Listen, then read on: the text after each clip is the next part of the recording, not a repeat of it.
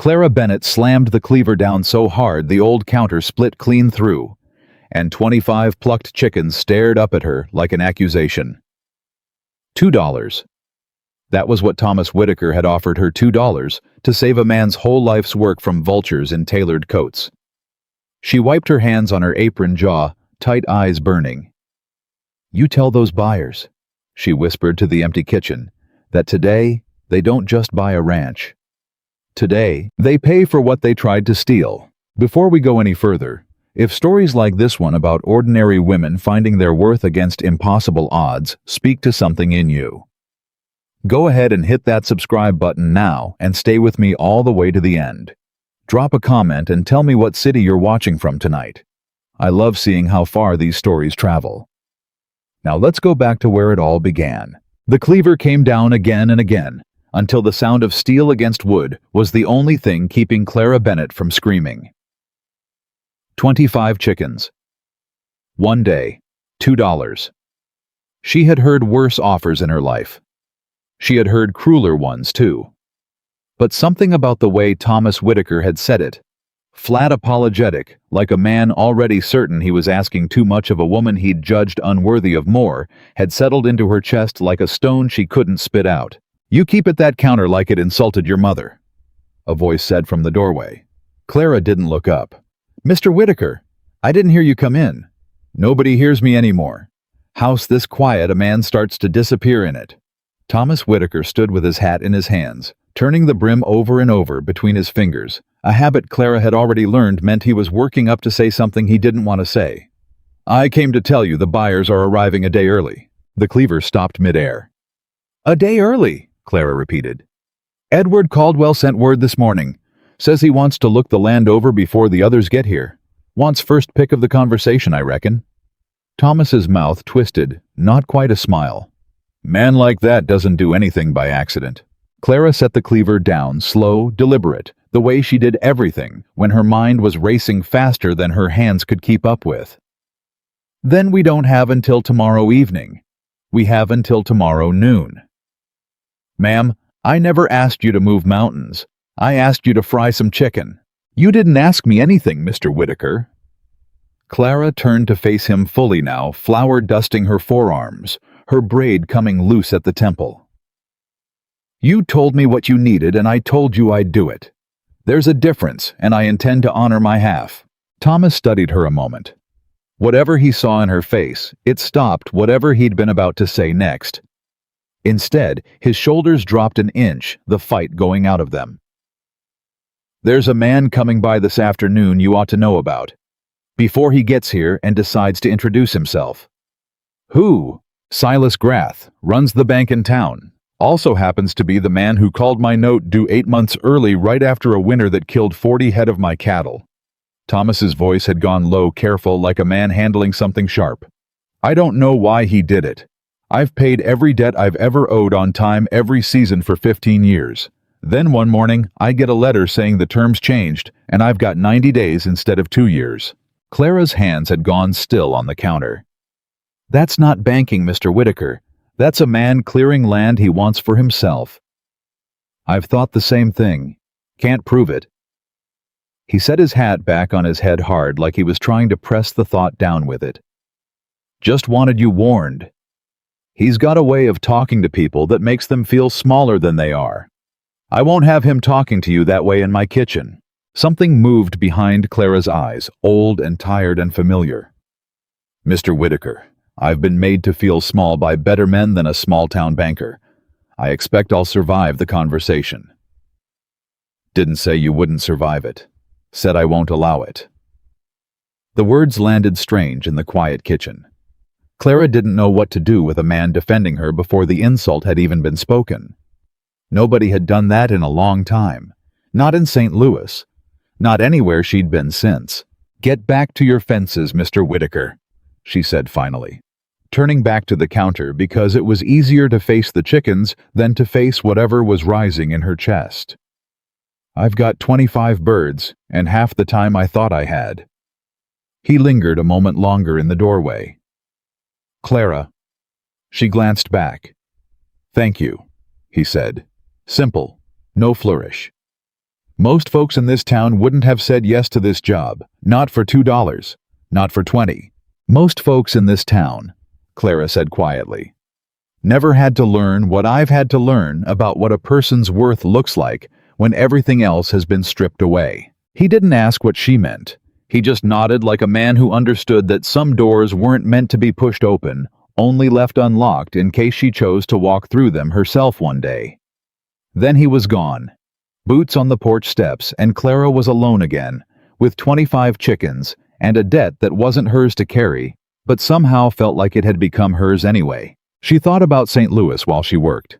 She always did when her hands were busy and her mind had nowhere else safe to go. 3 years ago, she had stood in a kitchen twice this size preparing meals for men who wore silk vests and gold watch chains, men who called her indispensable to her face and something else entirely behind closed doors.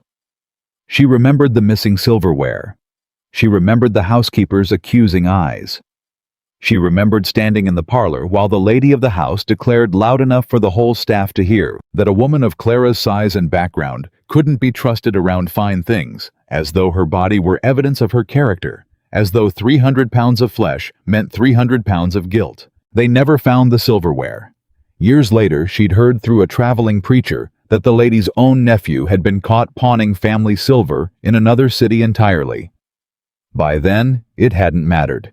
Clara was already gone, already 3 states west, already rebuilding a life out of nothing but her own 2 hands and whatever kitchen would have her. She salted the birds. She minced the herbs Thomas didn't know he had growing wild behind his smokehouse. She thought about Silas Grath and the particular cruelty of men who destroyed things simply because they could, and something hardened in her that hadn't been hard in a long while. By the time the sun sat directly overhead, a rider came up the drive at a pace that told Clara everything she needed to know about the kind of man he was before he even dismounted. She watched him through the kitchen window. Silas Grath moved like he already owned the ground beneath his boots. He was younger than she'd expected, maybe 40, with the soft hands of a man who'd never worked a day of physical labor in his life, and eyes that swept over the ranch the way a butcher's eyes swept over livestock, assessing pricing already 3 steps past ownership and into disposal. Whitaker. Grath's voice carried easily through the open kitchen window. Didn't expect to find you still standing on this porch. Thought you'd have the good sense to be halfway to somewhere else by now. This is still my land, Silas. Until the gavel falls, it stays mine. For another day, yes. A pause, deliberate, cruel in its patience. I hear you've hired help for the auction luncheon. Word travels fast in a small town. Another pause. Word travels especially fast about a woman like that. Clara's spine straightened. She kept chopping. Careful, Thomas said, and his voice had dropped into a register Clara hadn't heard from him before. Low warning, the voice of a man who'd decided exactly where a line sat and wasn't going to let it move. Whatever you're about to say next, I'd think real hard on it. I'm only saying what the whole town already whispers, Whitaker. A woman that size accused of thieving from a wealthy household back east. You sure you want her handling the silver at your table tomorrow? Clara set the knife down. Walked to the doorway. Stood in it, apron-dusted, white chin lifted, and looked Silas Grath directly in the eye for the first time. Mr. Grath? Her voice didn't shake. She'd trained it not 2 years ago, the same way she'd trained her hands not to shake when men like him spoke about her like she wasn't standing 3 feet away. I was never convicted of anything because I never stole anything. And I notice you didn't ride all this way to discuss silverware. You rode out here because you heard a woman was cooking a meal good enough to make your buyer see something in this land besides a debt to collect. That frightens you a great deal more than any accusation ever could. The silence that followed had teeth in it. You've got a mouth on you, Grath said finally, something flickering behind his composed face. Surprise, maybe, or the first real irritation Clara had seen crack his surface. I've got a job to finish, Clara said, and you're standing between me and my kitchen. Thomas didn't say a word. He didn't need to. The look on his face said everything Clara needed to know, that he'd expected her to shrink the way most people did when Silas Grath turned his particular brand of contempt on them, and instead, she'd stood taller.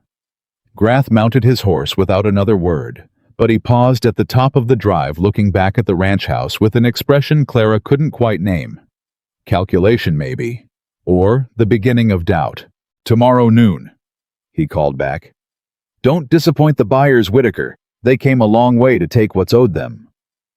He rode off in a cloud of dust, and Thomas exhaled a breath Clara hadn't realized he'd been holding. "I'm sorry," he said. "You shouldn't have had to hear that. I've heard worse from better-dressed men."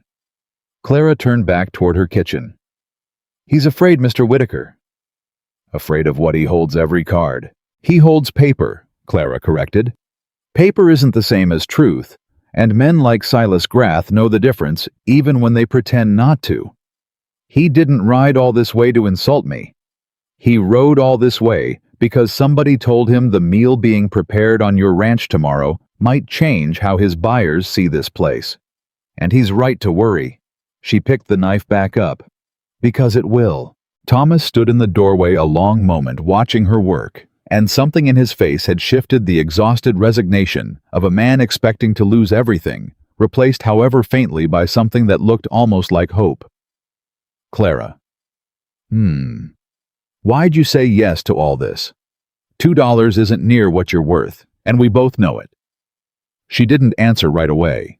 She kept her hands moving the way she always did when a question cut closer to the bone than she was ready for. "Because," she said finally, "there's a particular kind of hunger that comes from being told your whole life that you don't matter enough to be given a real chance. And when somebody finally hands you a door, even a small one, even one that only pays $2, you don't stop to ask if it's a fair price. You just walk through it before they change their mind." Thomas was quiet a long moment. "Nobody's going to close this door on you, Clara. Not while I'm standing in front of it." She looked up at him then, and for a moment neither of them said anything at all. The kitchen filled with nothing but the smell of herbs and the low crackle of the old stove, and something unspoken that neither of them had a name for yet. "Go check your fences, Mr. Whitaker," she said, but her voice had gone softer. "I've got work to do." He left. She worked through the afternoon and into the evening, and when the light through the window turned gold and then gray, Thomas came back with a lantern and sat on an overturned crate in the corner of the kitchen, not saying much, just watching her work the way a man watches a fire he's afraid to look away from in case it goes out. "You worked in a rich man's house," he said eventually. "Before here." "I did." "What was that like?" Clara considered the question longer than it probably deserved. "It was a house full of people who never once asked me what I thought a good meal should taste like. They only ever asked whether I could make what they'd already decided they wanted. There's a difference, Mr. Whitaker, between being useful to somebody and being valued by them. Which one am I asking you to be?" The question hung in the kitchen air, honest and a little frightened, like he wasn't entirely sure he wanted the answer. "Ask me again tomorrow," Clara said, "after the buyers have eaten. I expect you'll know the answer better than I could tell you tonight." He smiled at that. A real smile, the first she'd seen from him since she'd arrived, and something in Clara's chest loosened just slightly, like a knot she hadn't realized she'd been carrying for 3 years, finally beginning just barely to come undone. She worked past midnight. Thomas stayed with her longer than either of them said out loud was necessary, holding the lantern, handing her jars from the shelf, listening while she talked about seasonings and technique, and eventually, without quite meaning to, about her mother's kitchen back in Missouri, about the first time she'd realized food could be a language for people who'd never learned any other way to say "I see you." "I care whether you live or die, you matter to me." My wife used to say something similar, Thomas said quietly, and it was the first time he'd mentioned her at all. "Sarah. She's been gone 2 years now. Fever took her in a single week, and I still don't rightly know how a person survives a thing like that, except I suppose you don't survive it, not really. You just keep breathing until enough days pass that breathing stops feeling like punishment." Clara set down her knife. "I'm sorry, Thomas." It was the first time she'd used his given name. He noticed. So did she. "She loved this land," he went on. Loved it more than I did, if I'm honest. I've been holding on to this ranch these past 2 years less because I want it, and more because letting it go feels like losing her twice. His voice caught just slightly on the last words. Grath doesn't know that, doesn't care to. To him it's just acreage and a debt column. To me it's the last place her hands ever touched. Then we're not just saving a ranch tomorrow, Clara said, quiet and fierce all at once. We're saving a memory. That's a different kind of fight Mr. Whitaker and I intend to cook accordingly. Something passed between them. Then, not quite a promise, not quite anything either of them was ready to name, but a recognition, the kind that happens between two people who've both been broken by circumstances outside their control, and have somehow, against every reasonable expectation, found themselves standing in the same small kitchen at midnight, refusing to give up. Get some rest, Thomas said, finally standing, setting the lantern on the table. Big day tomorrow. You first, Clara said. I've still got hours of work left, and I don't do my best thinking with an audience hovering over my shoulder like a nervous hen. He laughed, actually laughed low and surprised, like the sound had come from somewhere he'd forgotten he still had access to, and left her alone with her chickens and her herbs and the low burn of the stove. Clara worked until the sky outside the window began to lighten at the edges, gray bleeding slowly into gold. Her hands ached. Her feet had gone past aching into something closer to numbness. But when she finally stepped back and looked at what she'd built across that worn kitchen counter, 25 birds transformed into something no auction buyer would ever have expected from a struggling ranch. On the edge of foreclosure, she felt something she hadn't felt in 3 long years. Pride. Plain and simple and entirely her own. She thought of the lady in St. Louis who'd called her untrustworthy in front of a room full of staff. She thought of every whisper that had followed her across 3 states, every glance that measured her body before it ever considered her mind. She thought of Silas Grath's soft, cruel voice from the porch that afternoon, and Thomas Whitaker's low, protective one answering it. Let them come, she murmured to the empty kitchen, wiping her hands clean on her apron one final time. Let every last one of them come and see. Outside, the first sound of carriage wheels crested the far ridge, faint but unmistakable, cutting through the quiet Montana morning, like the opening note of a song nobody in that ranch house was ready to hear yet.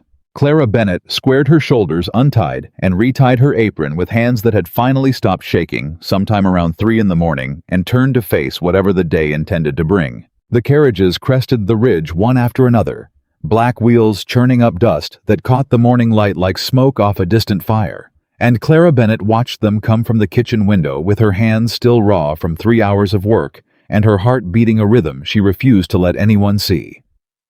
They're early, Thomas said, appearing in the doorway with his hat already in his hands, that nervous habit returning full force now that the moment had actually arrived.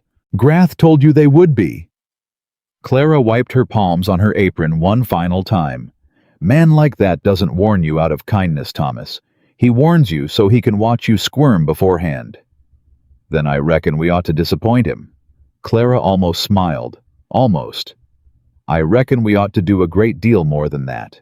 The first carriage rolled to a stop near the barn, and a driver in a gray coat swung down to open the door for a man Clara had never seen, but recognized instantly by the way he stepped onto Whitaker land like a king inspecting a province he'd already decided to annex. Edward Caldwell moved with the unhurried confidence of a man who had never once in his life worried about being told no. Silver at his temples, a coat that cost more than Thomas's entire herd. Eyes that swept the ranch house, the barn, the fence's cataloging value, the way a jeweler catalogs stones. Behind him came 2 more carriages, disgorging a scatter of lesser buyers' men. Clara sized up in a glance, the way she'd learned to size up every wealthy household she'd ever cooked for. There was a thin, twitchy man in spectacles who kept glancing at his pocket watch like the ranch itself offended his schedule.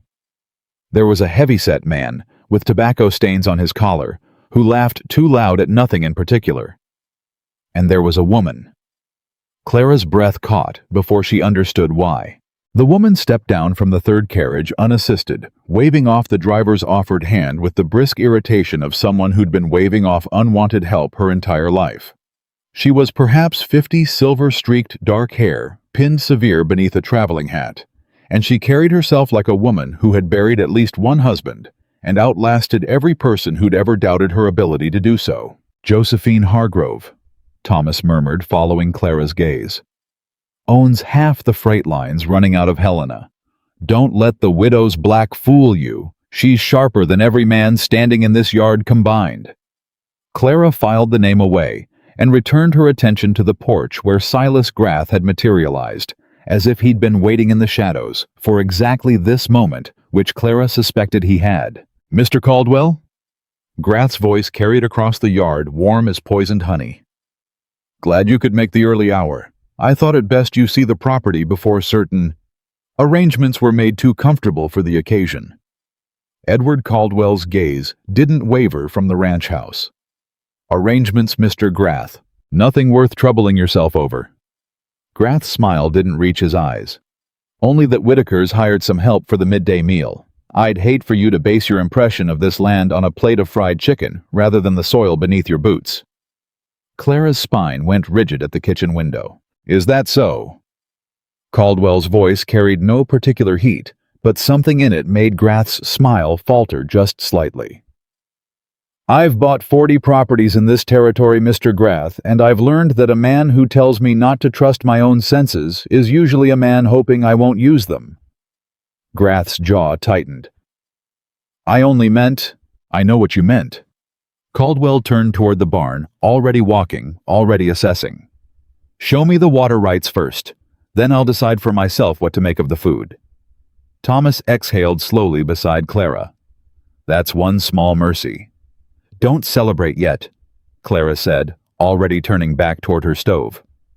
"Grath's not finished. Men like that never open with their best card." She was right, though it took less time than either of them expected to find out how right.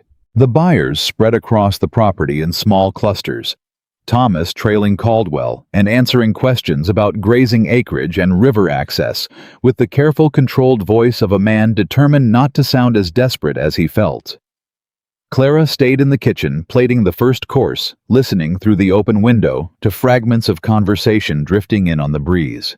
Numbers mostly cold and clinical, men discussing his life's work in the same tone they might use to discuss lumber prices. It was Josephine Hargrove who broke from the group, first drifting toward the kitchen with unhurried steps and an expression Clara couldn't quite read.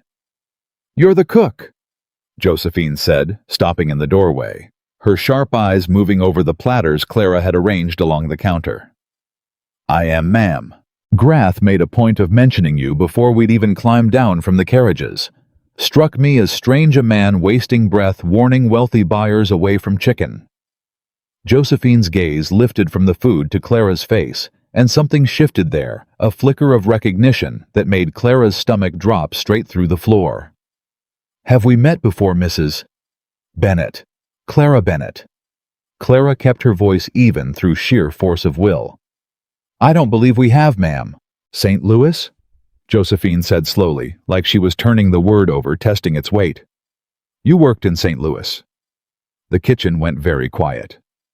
"I did," Clara said finally, because there was no version of this conversation where lying would serve her, and she had promised herself years ago she would never again shrink from the truth simply because someone else found it inconvenient. 3 years passed, the Ashford household. Something moved across Josephine Hargrove's face, not the disgust Clara had braced for, not the polite retreat she'd learned to expect from wealthy women once the word thief entered a room even unspoken. Instead, something closer to recognition, understanding. "The Ashfords," Josephine repeated, and her mouth curled into something bitter. "I knew Margaret Ashford. Insufferable woman. Accused half her staff of theft over the years, if memory serves, and never once found the actual culprit, because she never once looked past whoever was easiest to blame." Clara's hands had gone still on the counter. "You know about that. I make it my business to know things, Mrs. Bennett. It's kept my freight lines running while lesser men lost theirs." Josephine stepped fully into the kitchen, now uninvited, examining the platters with genuine interest rather than performance. "I heard some years back that the Ashford nephew was caught pawning family silver 2 states over." Rather undercuts the narrative about the missing silverware in that household, wouldn't you say? The relief that flooded through Clara was so sudden and so total that she had to grip the edge of the counter to keep her knees from buckling. I said as much myself at the time, Clara managed. Nobody cared to hear it from me. No, Josephine said, not unkindly. They rarely do they? Not from a woman built like you and me, carrying the kind of weight this world seems determined to hold against us, as though the size of a body has anything whatsoever to do with the size of a person's honesty. She picked up a piece of chicken without ceremony, tasted it, and her eyebrows rose slightly. Well, whatever else is true, you certainly weren't lying about your talent. High praise, ma'am. I don't give praise I don't mean. Ask anyone who's tried to negotiate freight rates with me. Josephine's gaze sharpened, turning shrewd. Tell me something, Mrs. Bennet. Why is Silas Grath so determined that Edward Caldwell not taste your cooking before the bidding begins? Clara considered her words carefully. I couldn't say for certain, ma'am, but I've got a guess. Share it. A ranch that still has life in it doesn't sell as cheap as a ranch already given up for dead. Mr. Grath called this note due 8 months early for reasons Mr. Whittaker still hasn't been given. I suspect a man capable of that kind of maneuver has an interest in how much this land sells for and to whom. Josephine's expression didn't change, but something in her eyes went very cold and very still. That's a serious accusation, Mrs. Bennet. It's an observation, ma'am. I'll leave the accusing to people with more standing than a hired cook. Josephine set down the chicken bone with deliberate care. I've been doing business in this territory 11 years. I've watched Silas Grath call in 3 notes early on properties that later sold quietly to buyers who then flipped them within the year for triple the price. I never had proof enough to make it a public matter, but I've long suspected the man keeps a very particular kind of ledger, one he doesn't show the bank examiners. She looked back toward the yard, toward the small knot of buyers still touring the property with Thomas and Grath. Perhaps it's time somebody finally found that ledger. Before Clara could respond, a shout rose from outside, not alarm exactly, but sharp enough to draw both women toward the window. Thomas's voice raised in a way Clara hadn't heard from him yet. That's not true, and you know it isn't. Clara set down her spoon and moved toward the door with Josephine a step behind her, and what she saw in the yard made her blood run cold. Silas Grath stood near the barn with a sheaf of papers in his hand, holding them out toward Edward Caldwell like evidence in a trial. I'm only presenting the documentation, Mr. Whittaker. The bank's records show 3 missed payments over the past 2 years. Poor management, plain and simple.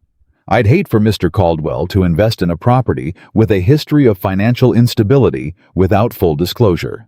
I never missed a payment in 15 years. Thomas said, his voice low and dangerous. Not one. Show me the receipt ledger, and I'll prove it to you and every man standing in this yard. The bank's records are the bank's records, Whittaker. Then the bank's records are wrong, or somebody's altered them, because I have every receipt stamped and dated back in that house going back to the day I took out the original note. The tobacco-stained buyer laughed low and mean. Every debtor claims he's got proof somewhere else once the paper's already against him. Clara felt something ignite low in her chest, hot and sudden, the same fury that had carried her through 3 years of building a life out of nothing after being called a thief in a parlor full of strangers. Mr. Caldwell!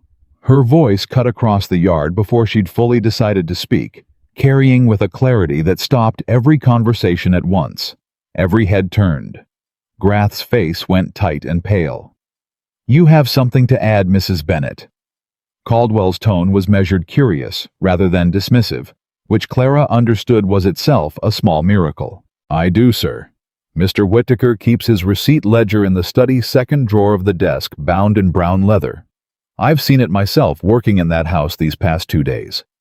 Every payment, every date, every bank stamp going back years.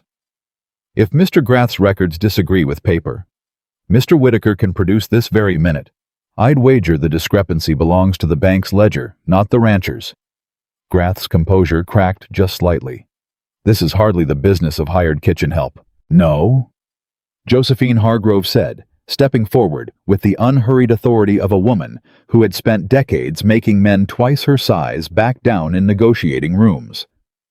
"But it is very much the business of a buyer about to spend a considerable sum of money, Mr. Grath. I, for one, would like to see this ledger before another word is spoken about this property's value." For a moment, nobody moved. Then Edward Caldwell nodded once sharp. "Fetch it, Whitaker." Thomas didn't need to be told twice. He was already moving toward the house, and Clara watched him go with her heart hammering, understanding that this right here, right now, was the first crack in whatever careful trap Silas Grath had spent months constructing. The wait felt endless. Grath shuffled his papers, said nothing, his eyes flicking toward Clara with an expression she recognized instantly, the look of a man recalculating, realizing he'd underestimated an opponent he hadn't thought worth counting.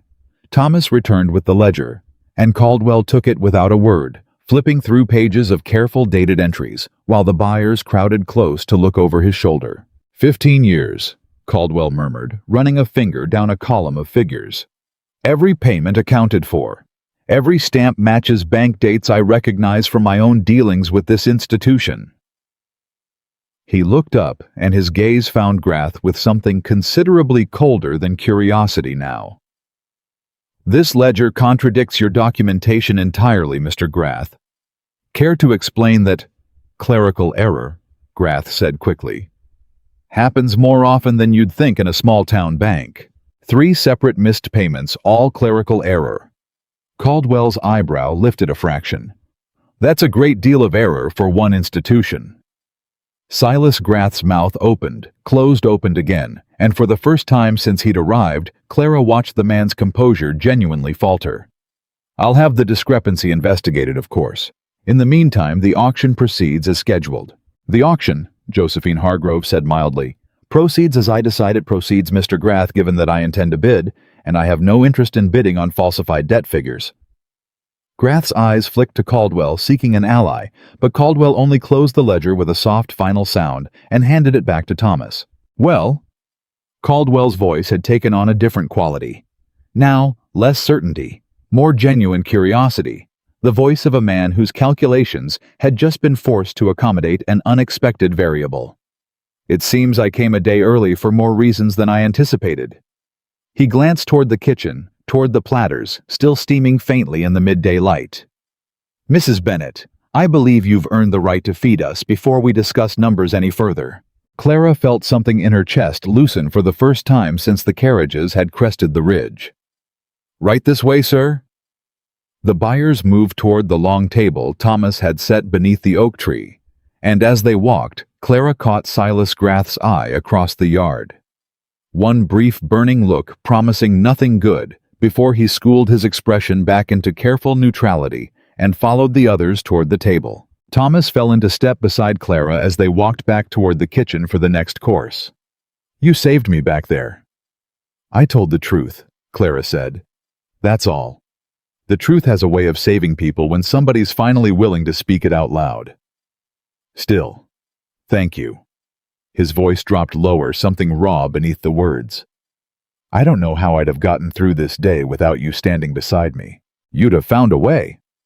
Clara busied her hands with the next platter, not trusting herself to look at him directly, not with her heart doing the strange, unfamiliar thing it had been doing since the previous evening in the lantern light. "Men like you always do. But I'm glad I didn't have to find out."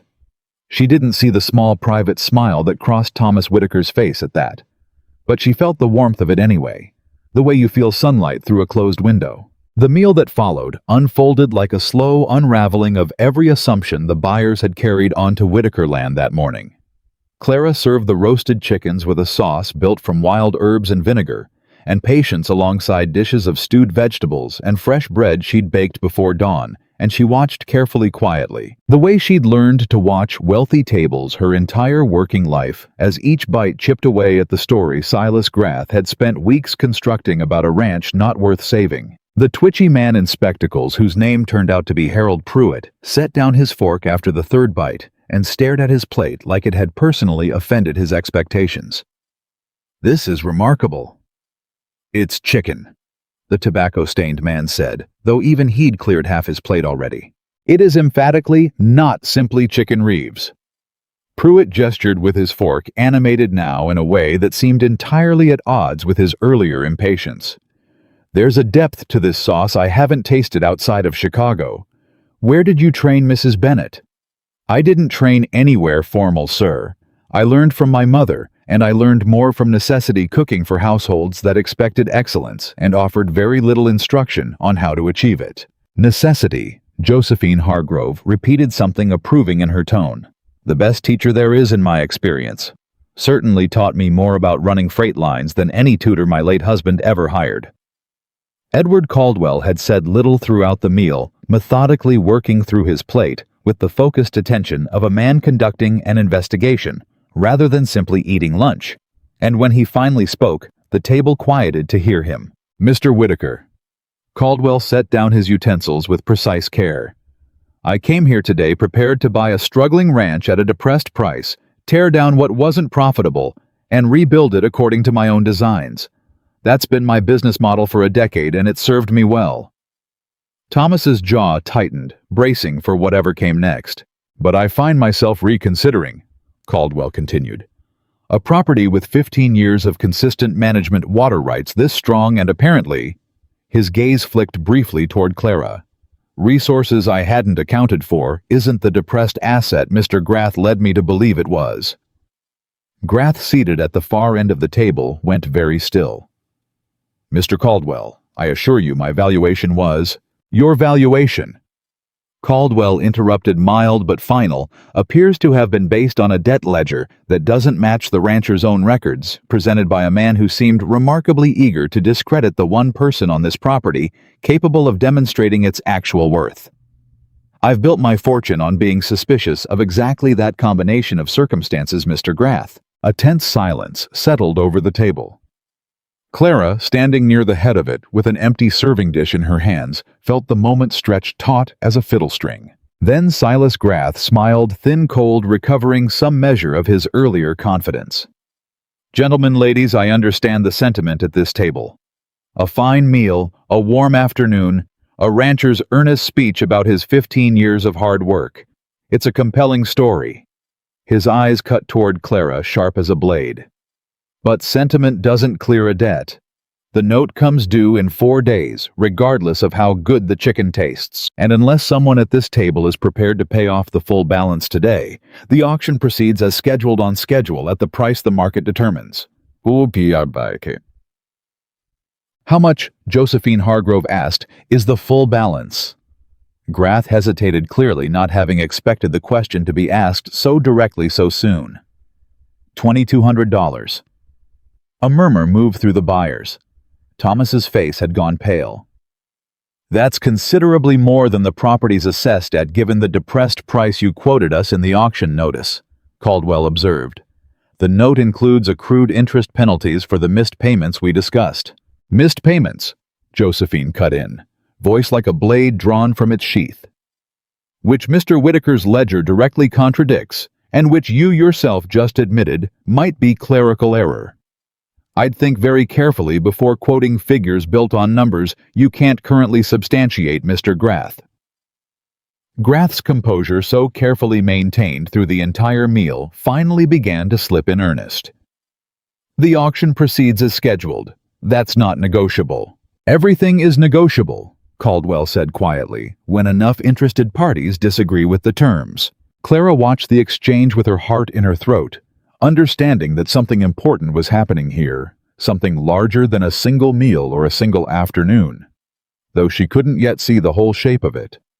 She caught Thomas's eye across the table, saw the mixture of hope and fear warring in his expression, and found herself willing every one of these wealthy strangers to see what she had seen from the very first morning, that this land, this man, this 15 years of stubborn, honest work deserved better than to be devoured by men who'd never once set foot on it before today. I'll say this plainly, Edward Caldwell announced, rising from his chair, and the table fell silent to hear him. I did not travel 3 days from Chicago to participate in whatever scheme Mr. Grath appears to be running on this bank's behalf, or perhaps on his own. I came to purchase land fairly at a price the land itself justifies. If that price is higher than originally advertised, because the property is worth more than Mr. Grath represented, then I expect the auction to reflect that truth. Hear, hear, Pruitt said, raising his glass slightly. An odd, unexpected show of solidarity from the man who'd arrived checking his pocket watch every few minutes. Grath's face had gone from pale to something closer to mottled red. Gentlemen, I remind you, the bank retains the authority to set terms on properties in default. Then I'll speak with the bank's president directly, Josephine said, cool as a January morning. I've done business with that institution for 11 years. Mr. Grath and I don't believe Mr. Aldridge would take kindly to learning one of his loan officers has been presenting falsified ledgers to prospective buyers. The color drained entirely from Silas Grath's face. Clara, watching from the edge of the gathering, felt a fierce, unexpected surge of satisfaction, followed almost immediately by a cold, creeping unease. Men like Silas Grath didn't simply back down when cornered. They found other angles, other weapons. And she had learned across 3 states and a lifetime of being underestimated that a cornered man was always the most dangerous kind. She wasn't wrong to worry. Grath straightened his collar visibly, gathering himself, and when he spoke again, his voice had shifted into something quieter, more deliberate, more dangerous. Before this conversation goes any further, perhaps the buyers ought to know something else about the woman who prepared this fine meal you're all so impressed with. The air in the yard changed instantly. Clara's stomach dropped straight through the ground. Silas, Thomas said, warning heavy in his voice, already rising from his chair. I only think fairness demands full disclosure. Whitaker, the same fairness you demanded of my ledgers. Grath's eyes fixed on Clara with cruel satisfaction, a man who'd found his angle and intended to use it fully. Mrs. Bennett here was dismissed from her previous employment in St. Louis, under suspicion of theft. Grand theft, in fact, silverware belonging to one of the wealthiest families in Missouri. I wonder if any of you would trust a woman with that history handling your affairs, let alone your dinner table. Josephine Hargrove's mouth opened, ready to defend her, but before a single word could leave her lips, Clara stepped forward herself, chin high, hands steady, despite the roar of old shame trying to claw its way back up her throat. That's true, Clara said, and her voice carried clear and unwavering across the stunned silence of the yard. I was accused. I was never convicted because I never stole a single item in my life. 3 years later, the actual thief was caught pawning that family's silver 2 states away, the lady's own nephew, in fact. I've carried that false accusation with me across 3 states because people like you, Mr. Grath, find it far easier to believe the worst about a woman my size than to look twice at the truth standing right in front of them. A convenient story, Grath sneered. A true one, Josephine said sharply, which I can personally confirm, having known the Ashford family myself for over a decade. Margaret Ashford accused half her household staff over the years and never once found an actual culprit because she never once looked past whoever was easiest to blame. I'd think carefully, Mr. Grath, before you cast further stones from inside whatever glass house you've apparently been building with falsified bank ledgers. For a long moment nobody spoke. Silas Grath stood there, his last weapon spent, and turned uselessly back against him, and Clara watched something in his composure finally fully crack. This changes nothing about the debt, Grath said, though his voice had lost the confident edge it carried only minutes before. The note is still due. The auction still proceeds. Then let it proceed, Edward Caldwell said, fairly and honestly, without further theatrics from anyone at this table. But as the buyers began settling back into their seats, as the tension in the yard slowly incrementally began to ease, Clara caught something out of the corner of her eye that sent a fresh chill straight through her. Silas Grath, stepping back from the table with quiet, deliberate care, folding a small leather notebook back into his coat pocket, a notebook he'd been holding through the entire meal, and which Clara now realized she had never once seen him open in front of anyone. She didn't know what was written in that notebook, but she intended to find out. The afternoon wore on the meal, winding toward its close, and Clara returned to the kitchen to prepare the final course, her mind racing, even as her hands moved through familiar practiced motions. Thomas found her there minutes later, his face still tight with the aftermath of everything that had happened at that table. "You didn't have to defend yourself like that," he said quietly. "I'd have shut him down myself." "I know you would have." Clara didn't look up from the bread she was slicing. "But some fights belong to the person they're aimed at, Thomas. I've spent 3 years letting other people's opinions decide who I was allowed to be. I wasn't about to let Silas Grath do the same thing in front of a table full of strangers, not when I finally had the chance to say the truth out loud and have it matter." Thomas was quiet a moment. "It mattered. Every word of it." "Good." Clara set down her knife, finally looking at him directly. "Because I meant every word. Something passed between them. Then something that had been building since the lantern light of the previous night, since the moment he'd told her about Sarah and the ranch, and the particular specific grief of holding on to land because letting it go felt like losing someone twice. Clara felt her pulse quicken in a way that had nothing to do with the confrontation she'd just survived, and everything to do with the man standing close beside her in the small, warm kitchen. "Thomas." Her voice had gone soft, uncertain, in a way it rarely was. "There's something I need to tell you about that notebook Grath's been carrying." The sound of raised voices from the yard cut her off before she could finish. They both moved toward the window at once, and what Clara saw sent ice straight through her veins. Silas Grath stood near the barn once more, but this time he wasn't alone. A rider had arrived while they'd been in the kitchen. A young man in a bank courier's coat handing Grath a sealed envelope with visible urgency. Grath read whatever was inside, and his expression shifted from something like desperation into something far more dangerous. The cold, satisfied look of a man who'd just found a new card to play. "Ladies, gentlemen," Grath announced, his voice carrying across the yard with fresh confidence.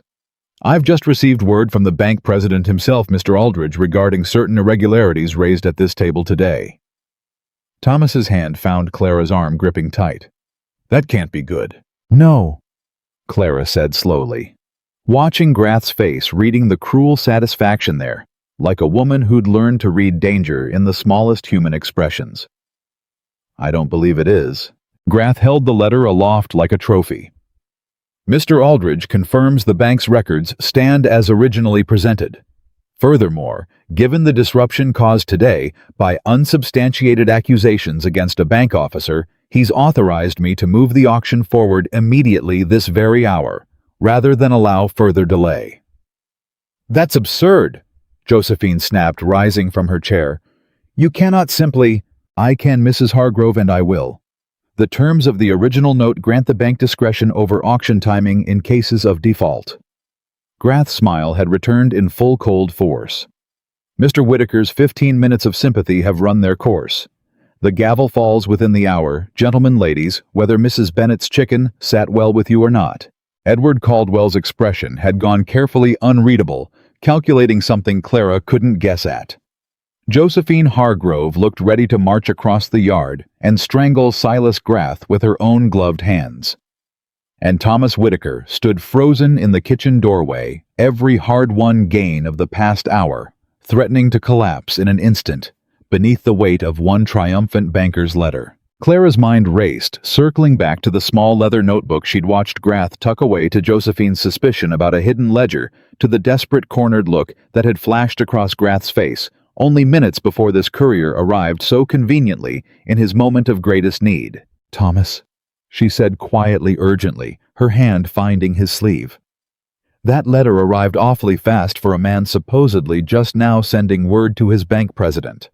And awfully convenient coming the very moment his lies started falling apart at that table." Thomas's eyes cut toward her understanding, dawning slow and dangerous across his face. "You think it's forged."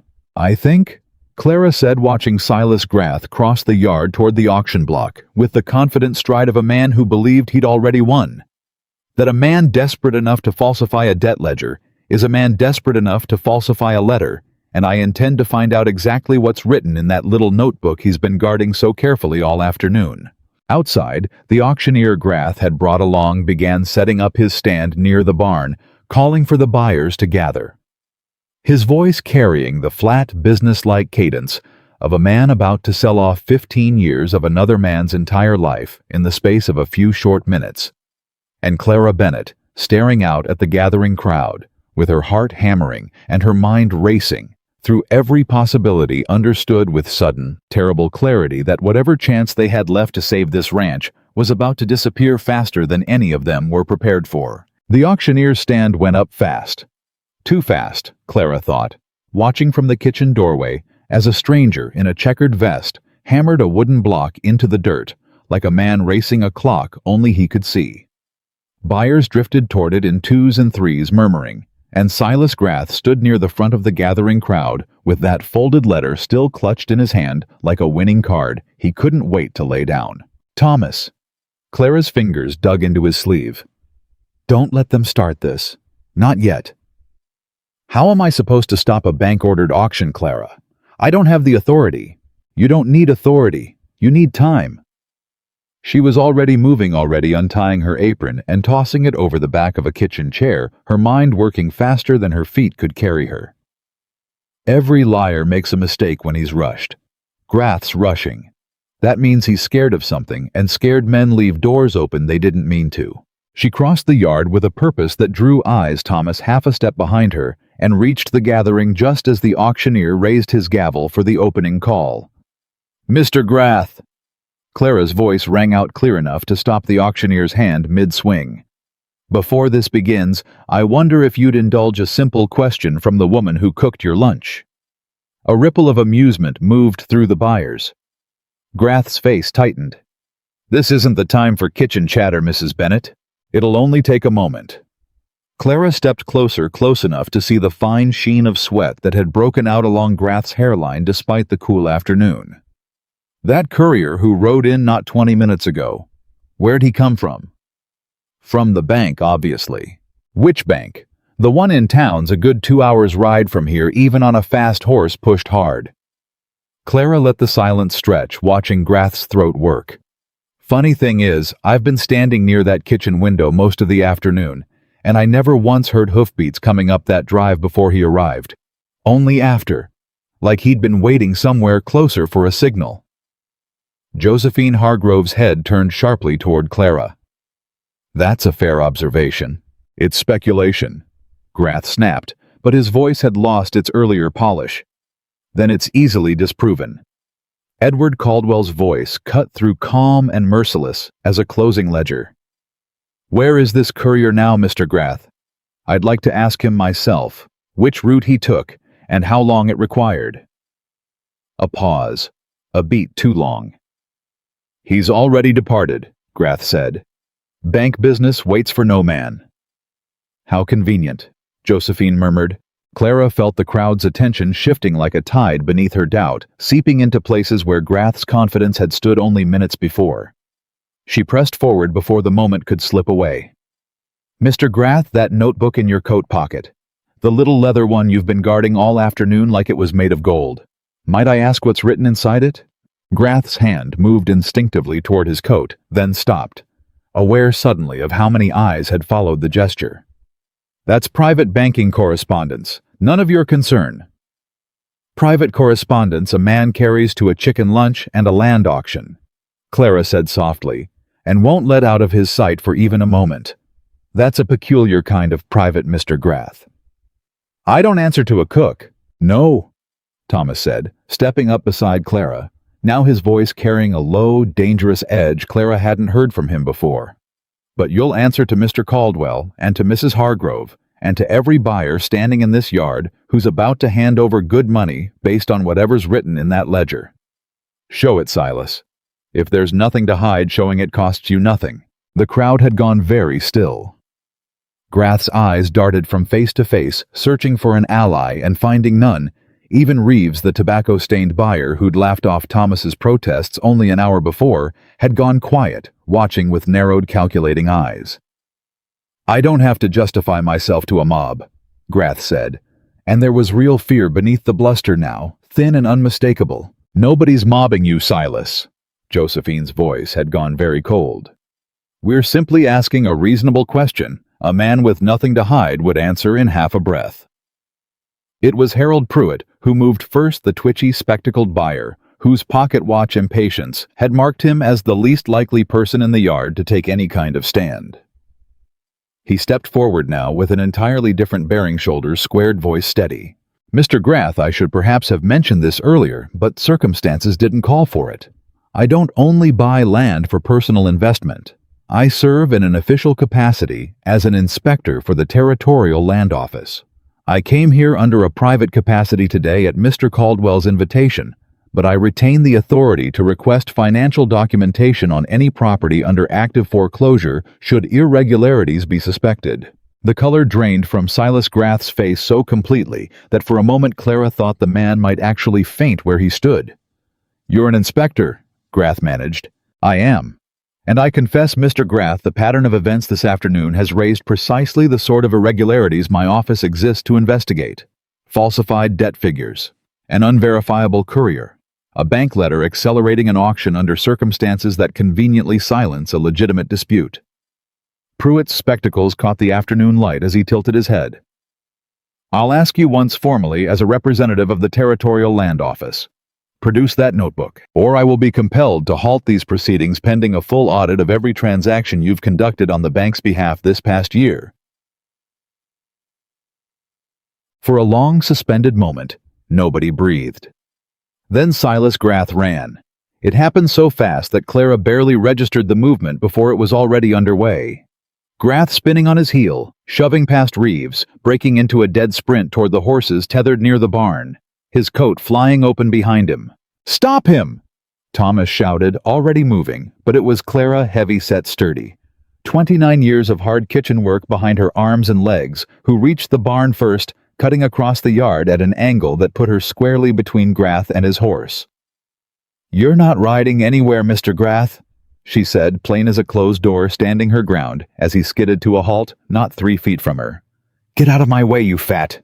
"Careful," Clara said, and something in her voice made even a desperate cornered man hesitate. "I've been called worse by better men than you, and I've outlasted every one of them. I don't imagine you'll be any different."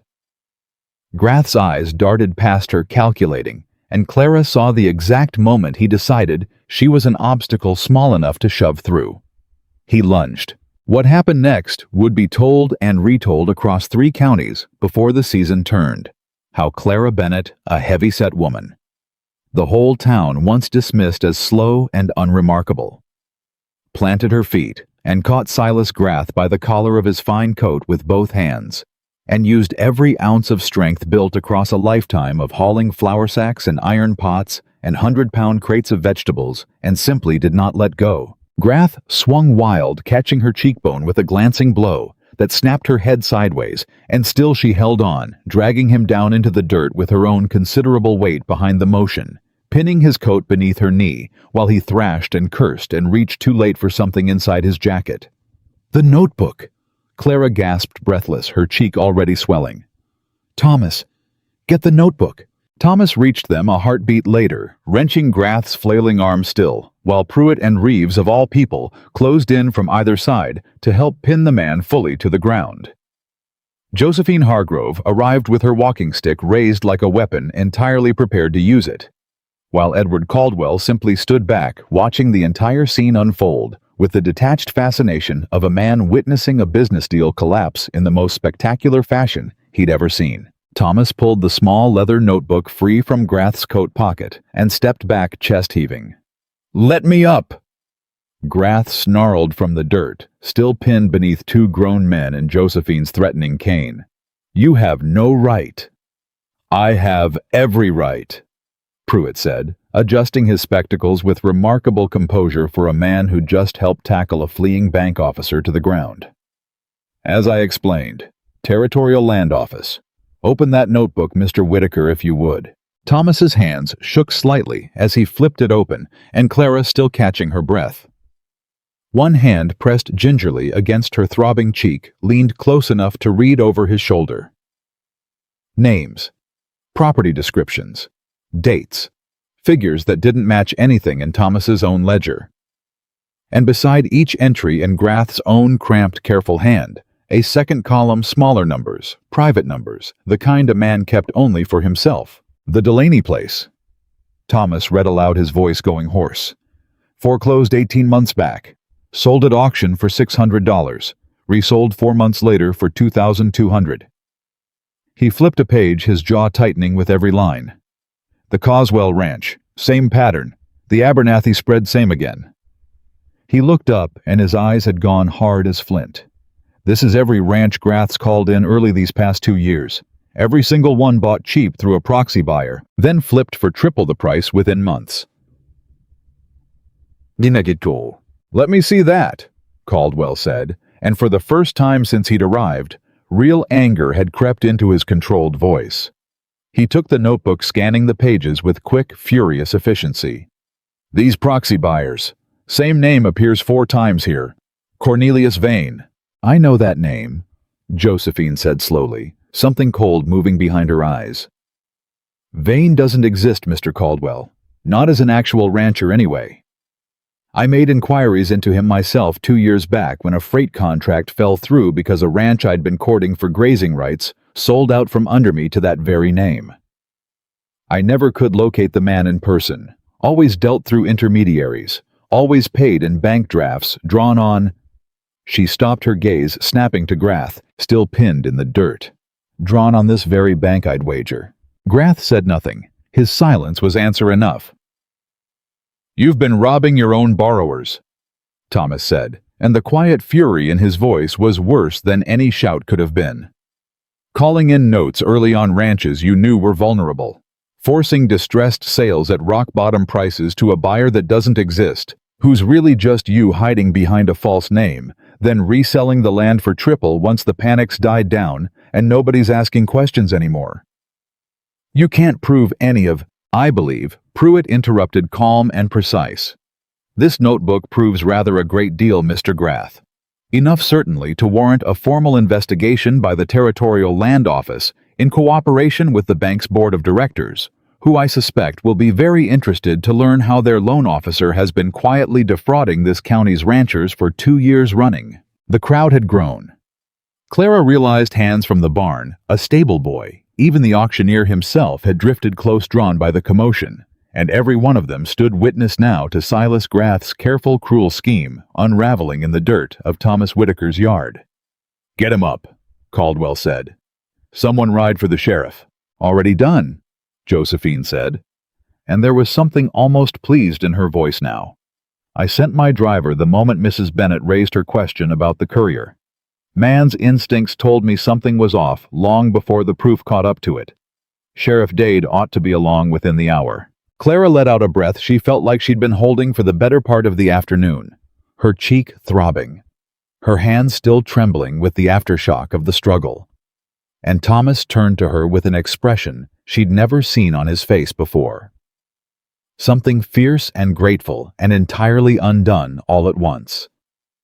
You're hurt, he said, reaching for her face with careful, hesitant fingers, stopping just short of touching the swelling bruise along her cheekbone. I've had worse from a hot skillet, Clara said, though her voice wavered slightly, adrenaline finally beginning to ebb and leave something rawer in its place. I'll live, Thomas. You tackled a grown man to the ground to stop him escaping justice. Something like wonder had crept into his voice. I've never in my life seen anything like it. Nobody expects a woman my size to move that fast, Clara said. And despite everything, despite the ache in her cheek, the dirt on her dress, the chaos still churning around them, a small, fierce smile tugged at the corner of her mouth. It's about the only advantage being underestimated ever gave me. I intend to use it whenever the occasion calls. Thomas laughed short and startled and entirely genuine, and for just a moment standing there in the wreckage of Silas Grath's collapsing scheme, something passed between them that had nothing to do with debts or auctions or ledgers at all. The moment didn't last. This changes nothing about the note. Grath spat from where Reeves and Pruitt still held him pinned in the dirt, desperation making his voice ugly. Whatever schemes you think you've uncovered, Whitaker's debt still stands. The bank still holds the paper. You can arrest me twice over, and it won't put a single dollar back in that account. Silence fell across the yard. Because he was right, and everyone standing there knew it. "He's correct," Caldwell said, slowly closing the notebook with a heavy final sound. "Uncovering fraud doesn't erase a legitimate debt, Mr. Whitaker. Even if Grath manipulated the timeline, even if he's been running a criminal scheme against half the ranches in this county, the underlying note may still be owed.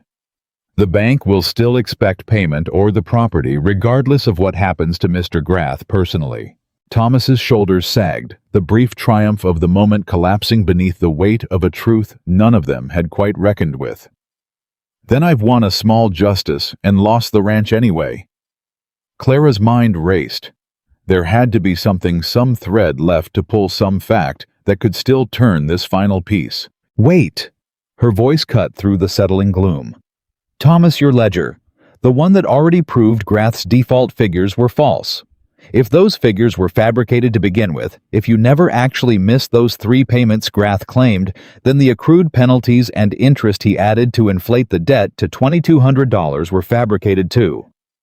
Caldwell's eyes sharpened. "Go on. What's the actual balance, Thomas, not Grath's number? The real one based on your own ledger. The original note terms. No penalties, no manufactured interest." Thomas's brow furrowed, calculating fast years of careful record-keeping, finally paying its full dividend. $850. That's what's actually owed if you strip out every fabricated penalty Grath tacked onto the note these past 8 months. $850, Josephine repeated, and something calculating moved behind her sharp eyes. "That's an entirely different auction than the one Mr. Grath advertised." "It's not my decision," Caldwell said carefully. "The bank still holds the actual note regardless of Grath's fraud. Someone with actual authority needs to confirm that figure before any of us can act on it. I have a telegraph office 2 hours from here." Pruitt offered, and territorial authority to request emergency verification given the fraud already uncovered. "I can have confirmation from the bank's board within the day, bypassing Grath's office entirely." "A day." Thomas said, something breaking loose in his voice. "I don't have a day, Mr. Pruitt. The auction was scheduled for this afternoon. If it doesn't conclude, then perhaps," Edward Caldwell said slowly, a strange new note entering his voice, something almost like admiration. "We concluded anyway, properly this time, based on the real number verified by every party standing in this yard, who's already seen Mr. Whitaker's ledger with their own eyes." The crowd shifted, murmuring, and Clara felt something like hope daring to rise in her chest for the first time since the courier's letter had arrived like a blade over all their heads. "I'll cover it," Caldwell said. $850 paid directly to clear the note pending the bank's formal confirmation of the figure within the week. If Pruitt's telegraph comes back showing a different balance, we settle the difference then. But I'm not walking away from this property today, not after everything I've witnessed. "Nor am I," Josephine added swiftly. "I'll match whatever figure clears this debt properly, and I'll go further. Mr. Whitaker, I've been searching for a reliable grazing partnership in this territory for 2 years. A ranch with water rights like yours managed by a man who keeps 15 years of spotless records, even under a corrupt banker's pressure. That's exactly the kind of partner my freight operation needs." Thomas stared between them, visibly overwhelmed, his mouth working without sound for a long moment. I can't ask either of you to—" "You're not asking," Caldwell said. "We're offering. There's a difference, Mr. Whitaker, same as your Mrs. Bennett pointed out to you not 2 days past, if I understand the story correctly." Clara felt her whole chest go warm at that. At the easy way Caldwell had said, "Your Mrs. Bennett," though neither she nor Thomas corrected him, and neither of them quite met the other's eyes in the charged silence that followed. It was Reeves of all people, the tobacco-stained buyer who'd laughed loudest at Thomas's earlier defense, who spoke next, gruff and reluctant but entirely sincere. "I'll throw in something too, not much. $200. Figure a man who stood up the way Whitaker did today against a banker who'd have robbed him blind deserves more than just barely scraping by. Deserves a real cushion going into next season." Thomas's composure finally broke entirely. He turned away for a moment, one hand pressed hard against his eyes, and when he turned back, his voice was thick with something he clearly hadn't expected to feel that afternoon. "I came out here this morning certain I'd lose everything," he said. Certain the only question left was how much of it I'd lose, and to who. I never imagined. He stopped, shook his head, tried again. "I don't have words sufficient to thank you all." "Don't thank us yet," Josephine said briskly, though her sharp eyes had gone suspiciously bright. "We've a corrupt banker to hand over to the sheriff, a telegraph to send, and an actual auction to conduct properly, this time with honest numbers. Sentiment can wait until the paperwork's settled, Mr. Whitaker. I've learned that lesson the hard way more than once." The sheriff arrived within the hour, exactly as Josephine had predicted, a weathered older man named Dade, who took one look at the scene in Whitaker's yard. Silas Grath, still sitting in the dirt under Reeves's watchful eye, the incriminating notebook now safely in Pruitt's official custody. Clara's bruised cheek, the assembled buyers all bearing witness, and simply exhaled long and tired, like a man who'd suspected something like this for longer than he'd been willing to say out loud. "Been hearing whispers about foreclosures moving faster than they ought to," Dade said, hauling Grath up by the collar with rough efficiency. "Couldn't ever pin down a reason for it. Reckon I've got my reason now." "You can't prove anything."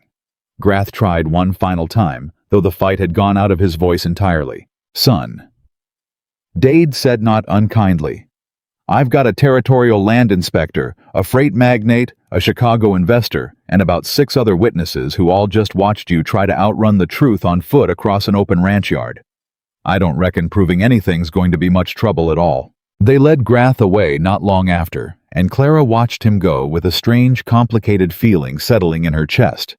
Not quite triumph, not quite pity, but something adjacent to both the particular ache of watching a cruel man finally face consequences he'd spent so long avoiding by making other people pay the price instead. "You did that," Thomas said quietly, coming to stand beside her as the last of the commotion began to settle. "All of it. If you hadn't questioned that courier—" "We did it," Clara corrected gently. "You and Mrs. Hargrove, and even Mr. Pruitt, who I confess I entirely misjudged this morning, based on nothing but a pocket watch and poor manners." She managed a small, tired smile. "Seems everyone deserves a second look before you decide what they're worth, Thomas. I ought to know that better than most." The formal auction, when it finally proceeded that evening under lantern light, with the true figures verified and witnessed by every party present, bore no resemblance to the desperate liquidation Silas Grath had spent months engineering. Edward Caldwell's initial offer of $850 to clear the note was quickly followed by Josephine Hargrove's partnership proposal and Reeves's unexpected generosity, and even Harold Pruitt, official capacity, notwithstanding quietly slipping Thomas an envelope before he departed that Clara later learned contained another $100, along with a note that read simply, "For the finest meal I've had west of Chicago, and the courage it took to serve alongside it." By the time the last carriage rolled back down the drive into the deepening dusk, Thomas Whitaker stood in the yard that had nearly slipped from his hands entirely that very morning, holding a debt, cleared a partnership formed, and a future that had seemed only hours before utterly beyond saving.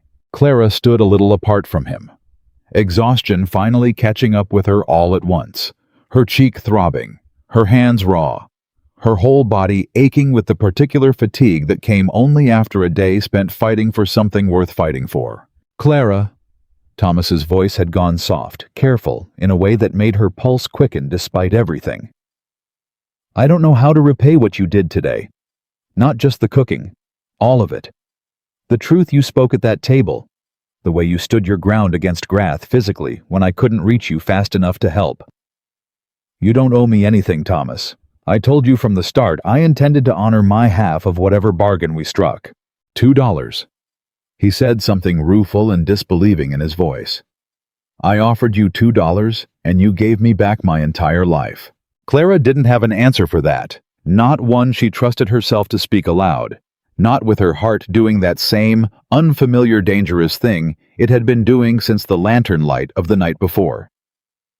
So she simply stood there, in the deepening dark, the smell of roasted chicken and wood smoke still clinging to her apron, watching Thomas Whitaker look at her like she was something far more valuable than any ranch, any land, any fortune Silas Grath had ever tried to steal. And for the first time in 3 long, hard years, Clara Bennett let herself believe just slightly that she might finally have found a place where her worth wasn't something she had to fight for every single day.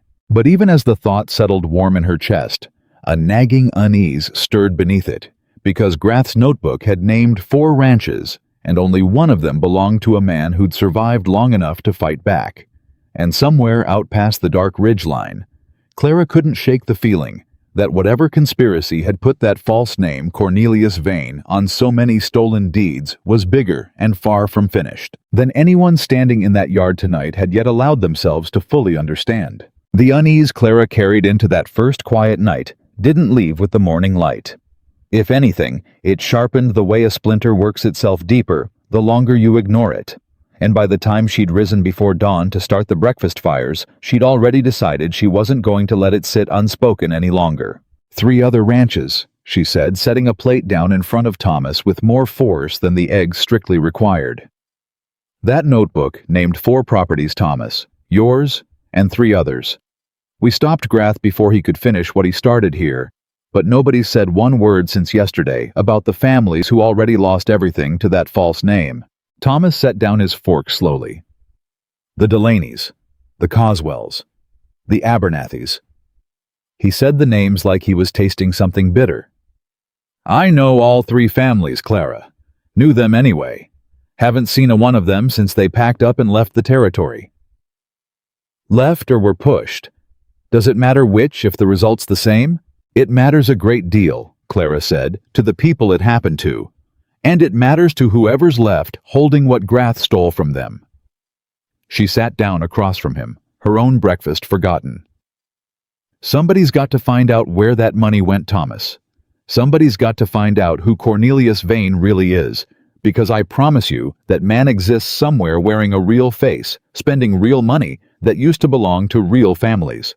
Thomas rubbed a hand across his jaw, the exhaustion of the previous day still etched deep into the lines of his face. That's a job for the sheriff, for the land office, not for a rancher who nearly lost his own place 24 hours ago, and not for, he stopped himself, not for a cook. Clara finished for him, though there was no bitterness in it now, only a kind of weary understanding. Except I'm the one who caught the courier's timing wrong, Thomas. I'm the one who asked about that notebook before anyone else thought to. Seems to me I've already proven I notice things other folks walk right past. Before Thomas could answer, hooves sounded on the drive fast and hard, and both of them rose at once, old instinct from the day before, flooding back sharp and immediate. But it wasn't Grath, and it wasn't trouble riding in, it was Harold Pruitt. Spectacles askew, dismounting before his horse, had fully stopped a leather satchel clutched against his chest like something precious. Mr. Whitaker, Mrs. Bennett. He was slightly out of breath, color high in his cheeks. I rode through the night from the telegraph office. I thought you'd want to know immediately. The bank confirmed the figure, Thomas asked. Better. Worse. I'm not entirely certain which word applies. Pruitt set the satchel down on the porch rail, fumbling it open with hands that hadn't quite steadied from the ride. The bank's board convened an emergency session the moment my telegraph reached them. Mr. Aldridge himself wired back within hours. Your debt, Mr. Whitaker, is confirmed at $850 precisely as your ledger indicated. Already cleared thanks to Mr. Caldwell's payment yesterday evening. Thomas's shoulders sagged with relief so total it looked almost like pain. Thank God. There's more, Pruitt said, and something in his voice made Clara's stomach tighten. Aldridge has suspended Silas Grath's employment pending full investigation, and he's authorized Territorial Land Office access to every foreclosure file Grath processed these past 2 years. I spent half the night going through preliminary records with the local clerk before riding out here. He pulled a folded paper from the satchel, hands trembling slightly. The pattern is worse than we realized yesterday, Mrs. Bennett. Considerably worse. How much worse? 7 properties. Not 3, not 4. 7 ranches called into early default over 2 years, all sold to the same proxy name, all resold within months, for triple or quadruple the original price. Pruitt's jaw tightened. And Cornelius Vane, it turns out, isn't quite the fiction Mrs. Hargrove suspected. Clara went very still. What do you mean? I mean, there's a man by that name, Mrs. Bennet, real enough to sign a deed, real enough to draw a banknote. But he doesn't live within 400 miles of this territory, and according to the one clerk brave enough to speak with me candidly, he's never once set foot on a single property bearing his name. He simply signs whatever documents arrive by post, collects a fee for the use of his signature, and asks no questions. A hired name, Thomas said slowly. Grath's puppet. Grath's puppet, Pruitt confirmed. Which means the real profit, the real orchestration behind 7 stolen ranches, traces back to someone with far deeper pockets and far more patience than a single small-town loan officer could manage alone. He looked between them, something grim settling into his expression. Silas Grath didn't build this scheme by himself, Mr. Whitaker. He was a piece of it, possibly not even the most important piece. The porch went quiet, except for the wind moving through the fields, and Clara felt the ground shift beneath everything she thought they'd resolved the night before. Who else, she asked slowly, would have the money and the reach to run something this size? Pruitt hesitated, glancing toward the road, as though half afraid of being overheard even out here. I have a suspicion. I'd rather not voice it until I've confirmed it, because if I'm wrong, the accusation alone could ruin an innocent man's reputation. But I will say this. Someone with significant standing in this territory's banking circles has been quietly buying up grazing rights and water access along the entire eastern range these past 18 months. Buying through intermediaries. Buying quietly. Buying always immediately after a foreclosure clears. Caldwell, Thomas said, suddenly sharp with suspicion. No. Pruitt shook his head firmly. Mr. Caldwell arrived in this territory only this week, and his business dealings, whatever else might be said of them, are conducted in his own name, publicly without concealment. Whoever's behind this prefers shadows. Caldwell prefers spectacle. He straightened, tucking the paper back into his satchel. I intend to travel to the capital myself within the week to present these findings to the territorial governor's office directly.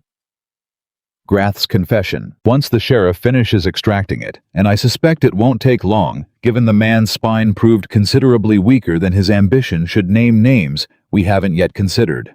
Clara's mind was already racing ahead, circling back to something that had bothered her since the auction table the day before, a detail so small she'd nearly dismissed it entirely. Mr. Pruitt, the Abernathy Ranch. Where did that family go after they lost their land? I couldn't say for certain. Word in town suggested they'd traveled east back to family in Ohio, I believe. And the Coswells? Similarly scattered so far as I know. But the Delaney's... Clara pressed something sharpening in her voice. Thomas, didn't you mention yesterday you still knew that family? Knew them present tense, not merely knew of them. Thomas frowned, working back through memory. Old man Delaney's boy Samuel. He stayed local far as I recall. Took work at the livery in town rather than leave the territory entirely. Couldn't bear to travel far from land his family worked 3 generations, I suppose, even after it was taken from him. Then Samuel Delaney, Clara said, already moving toward the barn, where the horses stood saddled and waiting, is the first person who might actually know something useful about how this scheme operated from the ground up, rather than from bank ledgers and telegraph wires. I intend to ride into town and speak with him myself. Clara, you can come with me, Thomas, or you can stay here and rebuild whatever's left standing after yesterday. But I didn't survive 3 years of being called a thief and a burden just to sit quiet now that I finally know how to be useful for something more than roasting chickens. Her jaw set stubborn and certain. 7 families, Thomas. 7. If there's a chance to help even one of them find justice, I don't intend to let that chance pass by while I wait comfortably in a kitchen. Something in Thomas's expression shifted, not resistance, but recognition. The particular look of a man realizing the woman standing in front of him wasn't asking permission, so much as informing him of a decision already made. Then I'm coming with you, he said. Both because you shouldn't ride into town alone with half of Grath's associates likely still nursing wounded pride over yesterday, and because... He paused, something softer entering his voice. Because I find I don't much care to let you walk into anything difficult without me standing beside you if I can help it. Clara felt warmth climb up her neck, despite the seriousness of the moment, and she covered it by turning briskly toward her horse, though Thomas didn't miss the small pleased curve of her mouth before she managed to hide it. The ride into town took the better part of an hour, and Clara spent most of it turning the notebook's revelations over in her mind, piecing together fragments, trying to understand the shape of a conspiracy large enough to swallow 7 ranches whole and leave barely a ripple across the territory's awareness. By the time they reached the livery stable at the edge of town, she'd built and discarded a dozen theories, and none of them sat easy. Samuel Delaney turned out to be a lean, sun-weathered young man of perhaps 25 with calloused hands and eyes that carried the particular wariness of someone who'd learned the hard way not to trust strangers bearing questions about his family's past. Whitaker. Samuel's greeting was cautious, his gaze flicking to Clara with open curiosity. Heard talk this morning about trouble out at your place yesterday. Something about Grath getting himself arrested. You heard right, Thomas said. That's part of why we've come, Samuel. This is Clara Bennett. She's the one who helped uncover what Grath's been doing. Samuel's expression shuddered slightly. What's that got to do with my family's ranch? Clara stepped forward, gentle but direct. Mr. Delaney, we found a notebook in Grath's possession yesterday. It named 7 properties, including yours, all foreclosed early. Under circumstances your father's ledger likely never would have supported, then sold to a man named Cornelius Vane, who, as far as we can tell, never once set foot on any of the land bearing his signature. Samuel went very still, his weathered face draining of color. You're certain of that name?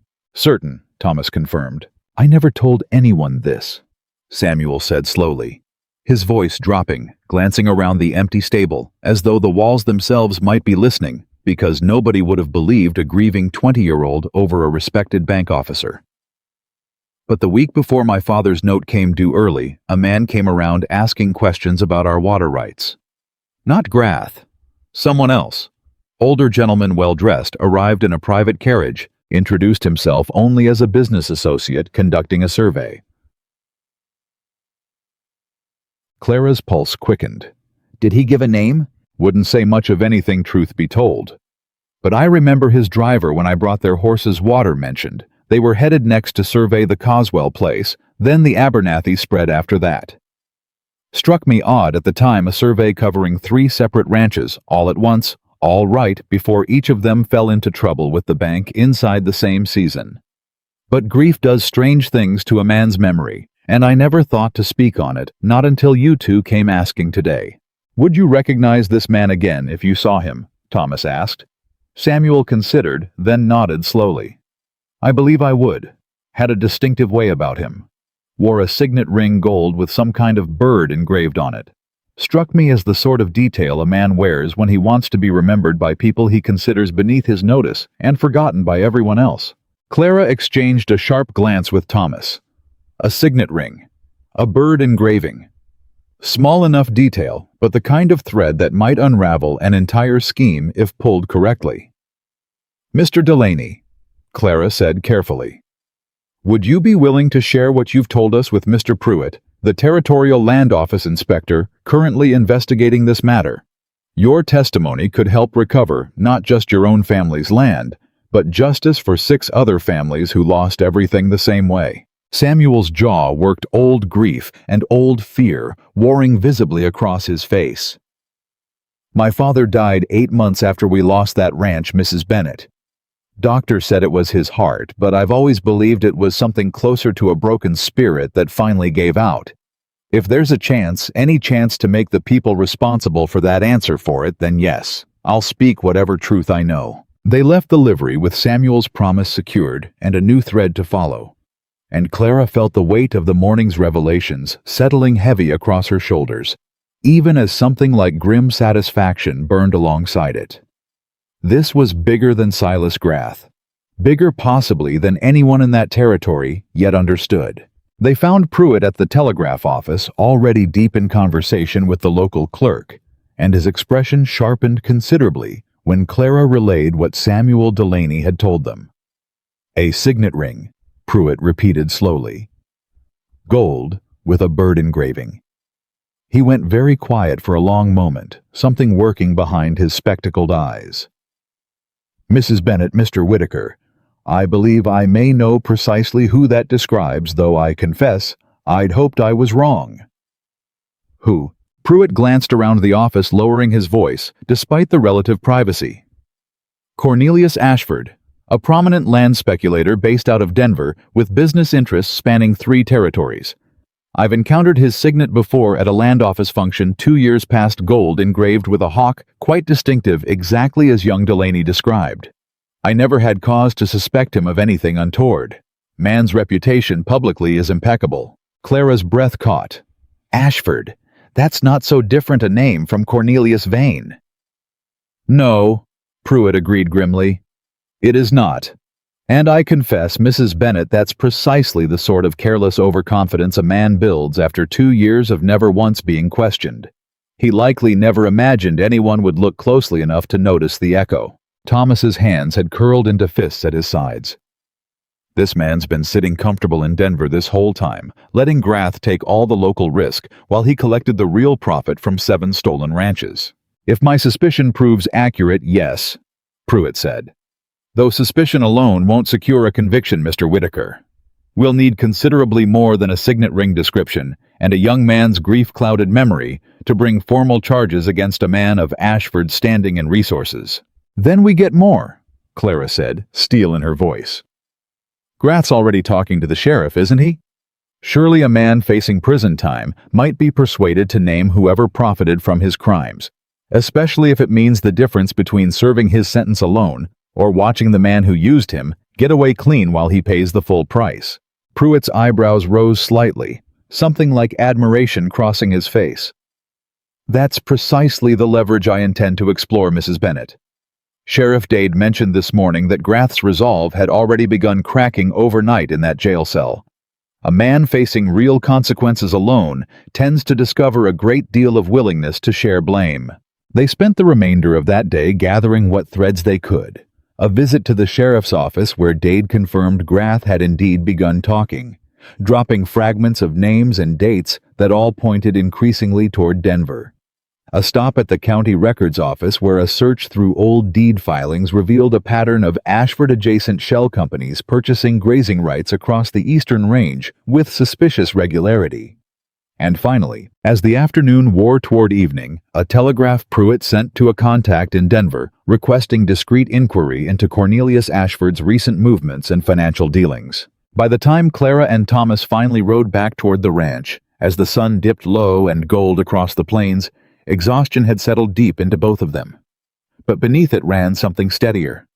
The particular satisfaction of watching a wrong, slowly, carefully being set right, piece by painstaking piece. You never once hesitated today, Thomas said quietly, as their horses fell into an easy matched pace along the darkening road. Not from the moment you asked about that notebook yesterday straight through everything today. Most people faced with a conspiracy this size would have stepped back and let the authorities handle it.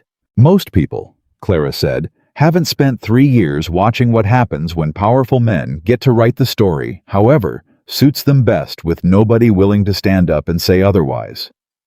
She looked over at him in the fading light. I spent a long time believing I didn't have the standing to challenge anyone, Thomas. Too poor, too plain, too much the wrong shape for anyone important to take seriously. Yesterday taught me something different. What's that? That sometimes the only thing standing between a wrong being corrected and a wrong being buried is one person willing to ask an inconvenient question, regardless of whether they think anyone will listen. Her voice had gone soft, but there was iron beneath it. I intend to keep asking them, Thomas, for as long as it takes. They rode the rest of the way in comfortable silence, and when they finally reached the ranch, exhaustion pulling heavy at both their limbs, they found Josephine Hargrove's carriage already waiting in the yard, the widow herself pacing near the porch with visible impatience.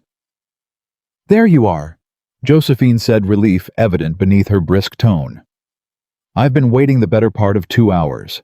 I have news, and I suspect you'll want to hear it before another day passes. What news? Thomas asked, dismounting quickly. I sent inquiries of my own yesterday evening the moment I returned to town regarding certain freight shipments. I'd noticed moving through this territory these past 2 years. Shipments I'd always found curious, given they originated from ranches under foreclosure, and traveled directly toward Denver, routed through companies I could never quite trace back to a single owner. Josephine's sharp eyes glittered in the lantern light. My inquiries bore fruit rather faster than I anticipated. It seems Cornelius Ashford isn't merely a suspect in this scheme, Mr. Whitaker. He's very nearly ready to flee it. Clara's stomach dropped. Flee. My contact in Denver wired back not 3 hours ago. Ashford's booked passage on a steamship departing from San Francisco within the week under an assumed name. Word of Grath's arrest appears to have reached him faster than any of us anticipated, and a man with that much guilt riding on his conscience doesn't typically wait around to discover how thoroughly the truth might catch up to him. Then we're out of time, Pruitt said grimly, having arrived moments behind Josephine's news, his own face etched with fresh urgency. If Ashford escapes this territory before formal charges can be filed, we may never recover what he's stolen from these 7 families, nor see him answer for any of it. Clara felt the weight of the moment pressing down hard. The satisfaction of the day's small victories suddenly overshadowed by the terrible possibility that the true architect of this entire scheme might simply vanish beyond consequence, leaving Grath alone to bear whatever punishment the law demanded, while the man who'd profited most walked free across an ocean. "How much time do we actually have?" Thomas asked. 5 days, Josephine said. "Perhaps 6 if the ship's departure delays for any reason, though I wouldn't count on that particular mercy. 5 days to build an ironclad case against a man of significant standing, based on a notebook, a suspicious signet ring, and the fragmented testimony of a grieving young stable hand," Pruitt said, rubbing his temples wearily. "It's not impossible, but it will require considerably more evidence than what we currently possess, and considerably more speed than the Territorial Land Office typically operates with." Clara's mind raced, circling the problem from every angle she could summon, and slowly an idea began taking shape. Reckless, perhaps, but no more reckless than tackling a fleeing banker to the ground had been the day before, and that gamble had paid off entirely. "Grath," she said slowly. "You said he's been talking, Mr. Pruitt. Talking. But perhaps not yet talking enough, not with formal urgency behind the conversation. What are you suggesting?" "I'm suggesting someone reminds Silas Grath very plainly that Cornelius Ashford is currently booking passage to escape this territory entirely unpunished, while Grath himself sits alone in a jail cell preparing to serve whatever sentence awaits him. A man facing that particular unfairness might discover a great deal more willingness to provide detailed, useful testimony than he's shown thus far, particularly if it's made clear that speed matters, and that his own sentence might be considerably lightened in exchange for testimony sufficient to secure Ashford's arrest before that ship departs." Josephine's mouth curved into something approving. "That's rather ruthless, Mrs. Bennet." "I've learned from ruthless men, ma'am. Seems only fitting to turn a little of what I've learned back against them when the cause is just." Pruitt considered this for a long moment, then nodded slowly. "I believe that's precisely the leverage this situation calls for. I'll speak with Sheriff Dade first thing tomorrow morning and with the district attorney's office regarding what sentencing considerations might legitimately be offered in exchange for detailed, corroborated testimony." He glanced toward the darkening sky. "Assuming Grath cooperates fully, and assuming the testimony proves sufficient, we may yet have grounds to wire Denver authorities requesting Ashford's detainment before that ship ever leaves harbor." The following days passed in a blur of urgent activity that left Clara barely a moment to catch her breath, let alone process the strange, unfamiliar happiness threading itself through even the most exhausting hours.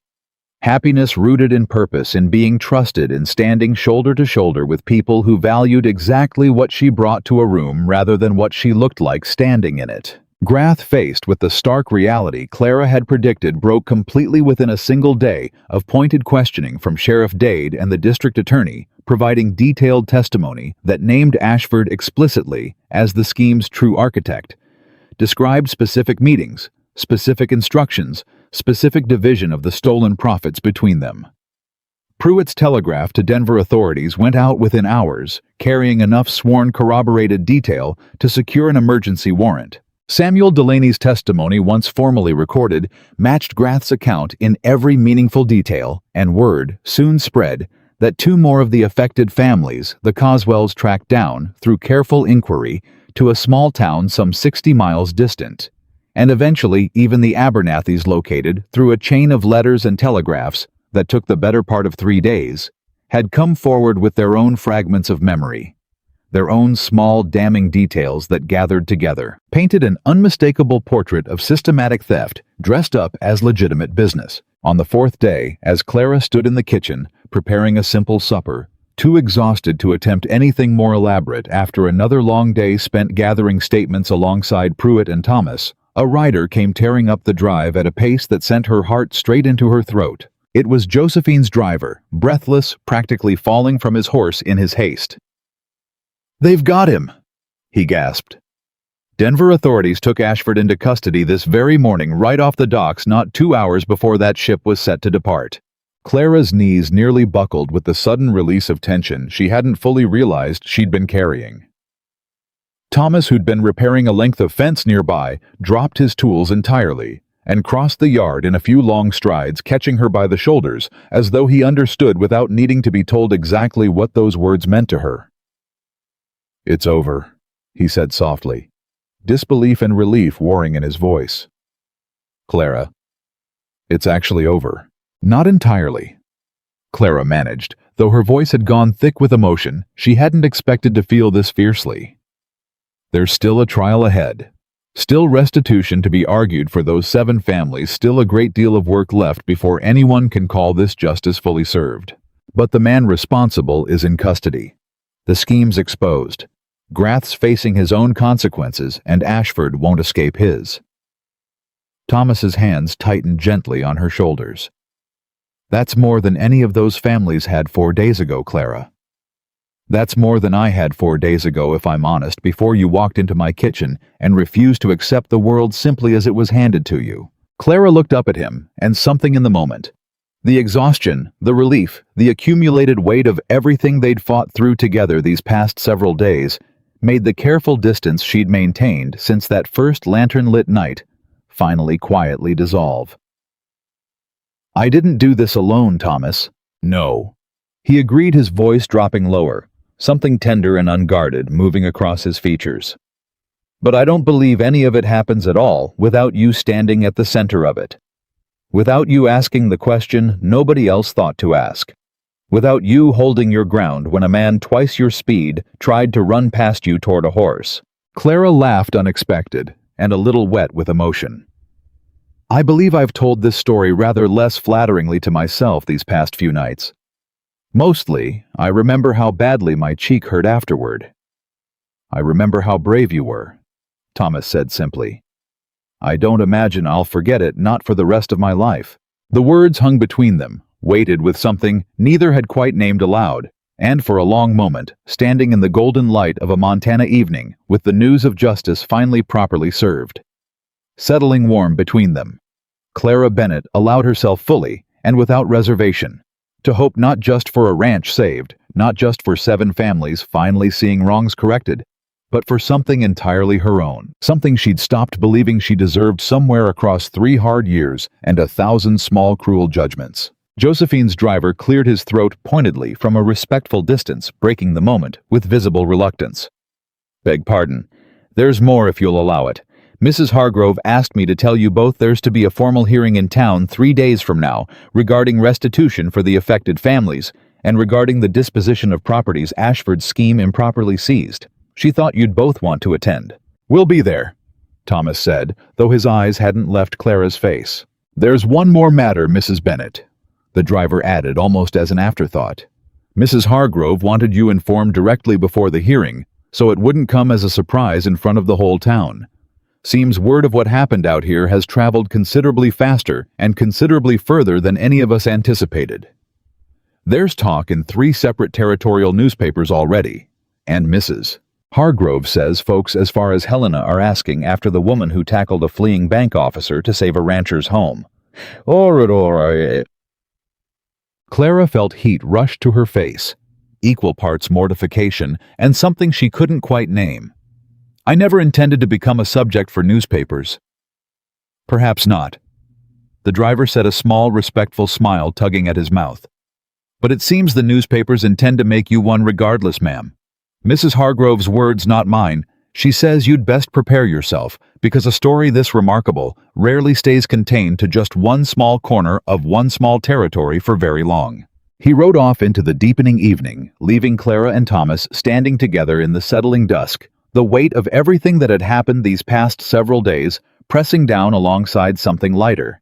Something that felt, despite every exhausting hour that led them here, remarkably like the beginning of something neither of them had expected to find. A newspaper story, Clara said slowly, testing the strange new shape of the idea. After everything, Thomas. After St. Louis. After every door that closed on me, because of how I looked rather than what I could do. Now there are newspapers asking after my name.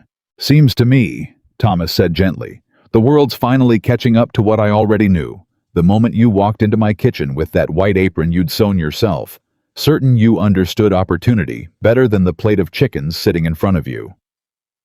His hand found hers, careful, tentative, waiting to see whether she'd pull away. She didn't. I don't believe it's the world doing you any favors, Clara. I believe it's simply finally seeing you clearly, the way I've been trying to tell you these past several days that I already do. Clara's fingers tightened around his, and above them, the first stars had begun to emerge across the wide Montana sky, and somewhere beyond the ridgeline, a hearing awaited that would formally close the door on Silas Grath and Cornelius Ashford's cruel, careful theft of 7 families' futures. But standing there in that quiet yard, exhaustion and hope tangled together in equal measure. Clara Bennett understood that whatever came next in that hearing room, or beyond it, she would not be facing it alone. And for a woman who'd spent 3 long years learning to expect nothing but her own 2 hands to rely on. That realization settled into her chest heavier and warmer than any justice she'd helped secure that week. The 3 days before the hearing passed differently than any Clara had known in a long while. Not slow with dread, the way waiting had always felt in St. Louis, but full busy, purposeful, in a way that left her falling into bed each night almost too tired to notice she was smiling. She spent the mornings in Thomas's kitchen, and somewhere along the way it had quietly become just that. Thomas's kitchen, hers to move through freely, rather than a stranger's space she was merely permitted to occupy. She spent the afternoons riding into town alongside him, meeting with Pruitt, reviewing statements, helping the Coswells and the Abernathys newly returned to the territory at Josephine's expense settle into rooms at the boarding house while the legal machinery ground slowly toward the formal hearing that would decide what came next for all of them. It was on the second of those 3 days that Clara first noticed the change in how the town looked at her. She'd walked into the general store to fetch flour and coffee, same as she'd done a dozen times since arriving in the territory, and where once she'd have felt eyes slide over her with familiar dismissive judgment. Too large, too plain. Too much a burden on the eye. Instead, she found the shopkeeper's wife hurrying around the counter to greet her by name. Mrs. Bennett, I heard it was you out at the Whitaker place who caught that Grath fellow with your own 2 hands. The woman's eyes were bright with something that looked astonishingly like admiration. My husband read it out of the Helena paper just yesterday evening. Said the whole territory's talking about the woman who tackled a corrupt banker to the ground rather than let him run. Clara felt heat climb her neck, unaccustomed to attention. That wasn't cruel. I only did what needed doing, ma'am. Well, needed doing or not, it's the bravest thing I've heard tell of in years. The woman pressed an extra measure of coffee into Clara's basket without charge, waving off her protest. You come back through any time, Mrs. Bennett. It's an honor to have you shopping here. Clara left the store with her basket heavier than she'd paid for. and something unfamiliar and warm blooming behind her ribs. Not vanity exactly, but the strange disorienting relief of being seen finally for something other than the shape of her body, or the shadow of an old accusation. It happened again outside the livery, where Samuel Delaney tipped his hat to her with a respect he hadn't shown on their first meeting.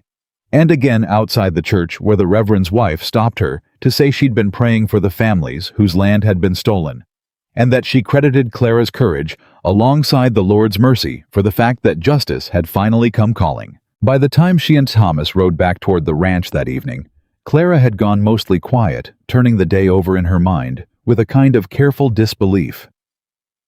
"You've gone thoughtful," Thomas observed, guiding his horse alongside hers along the darkening road. "I keep waiting for it to turn," Clara admitted. "The kindness. I've had towns smile at me before Thomas right up until they decided they'd rather believe the worst. I don't quite trust it yet, not fully. Maybe it won't turn this time. Maybe not." She looked over at him, the last light catching gold along the line of his jaw. "But you'll forgive me if 3 years of hard lessons don't unlearn themselves in the space of 3 good days." "I don't need you to unlearn anything," Thomas said quietly. "I only need you to know that whatever happens, whichever way the town's opinion tips next month or next year, it won't change how I see you." "That part's settled, Clara.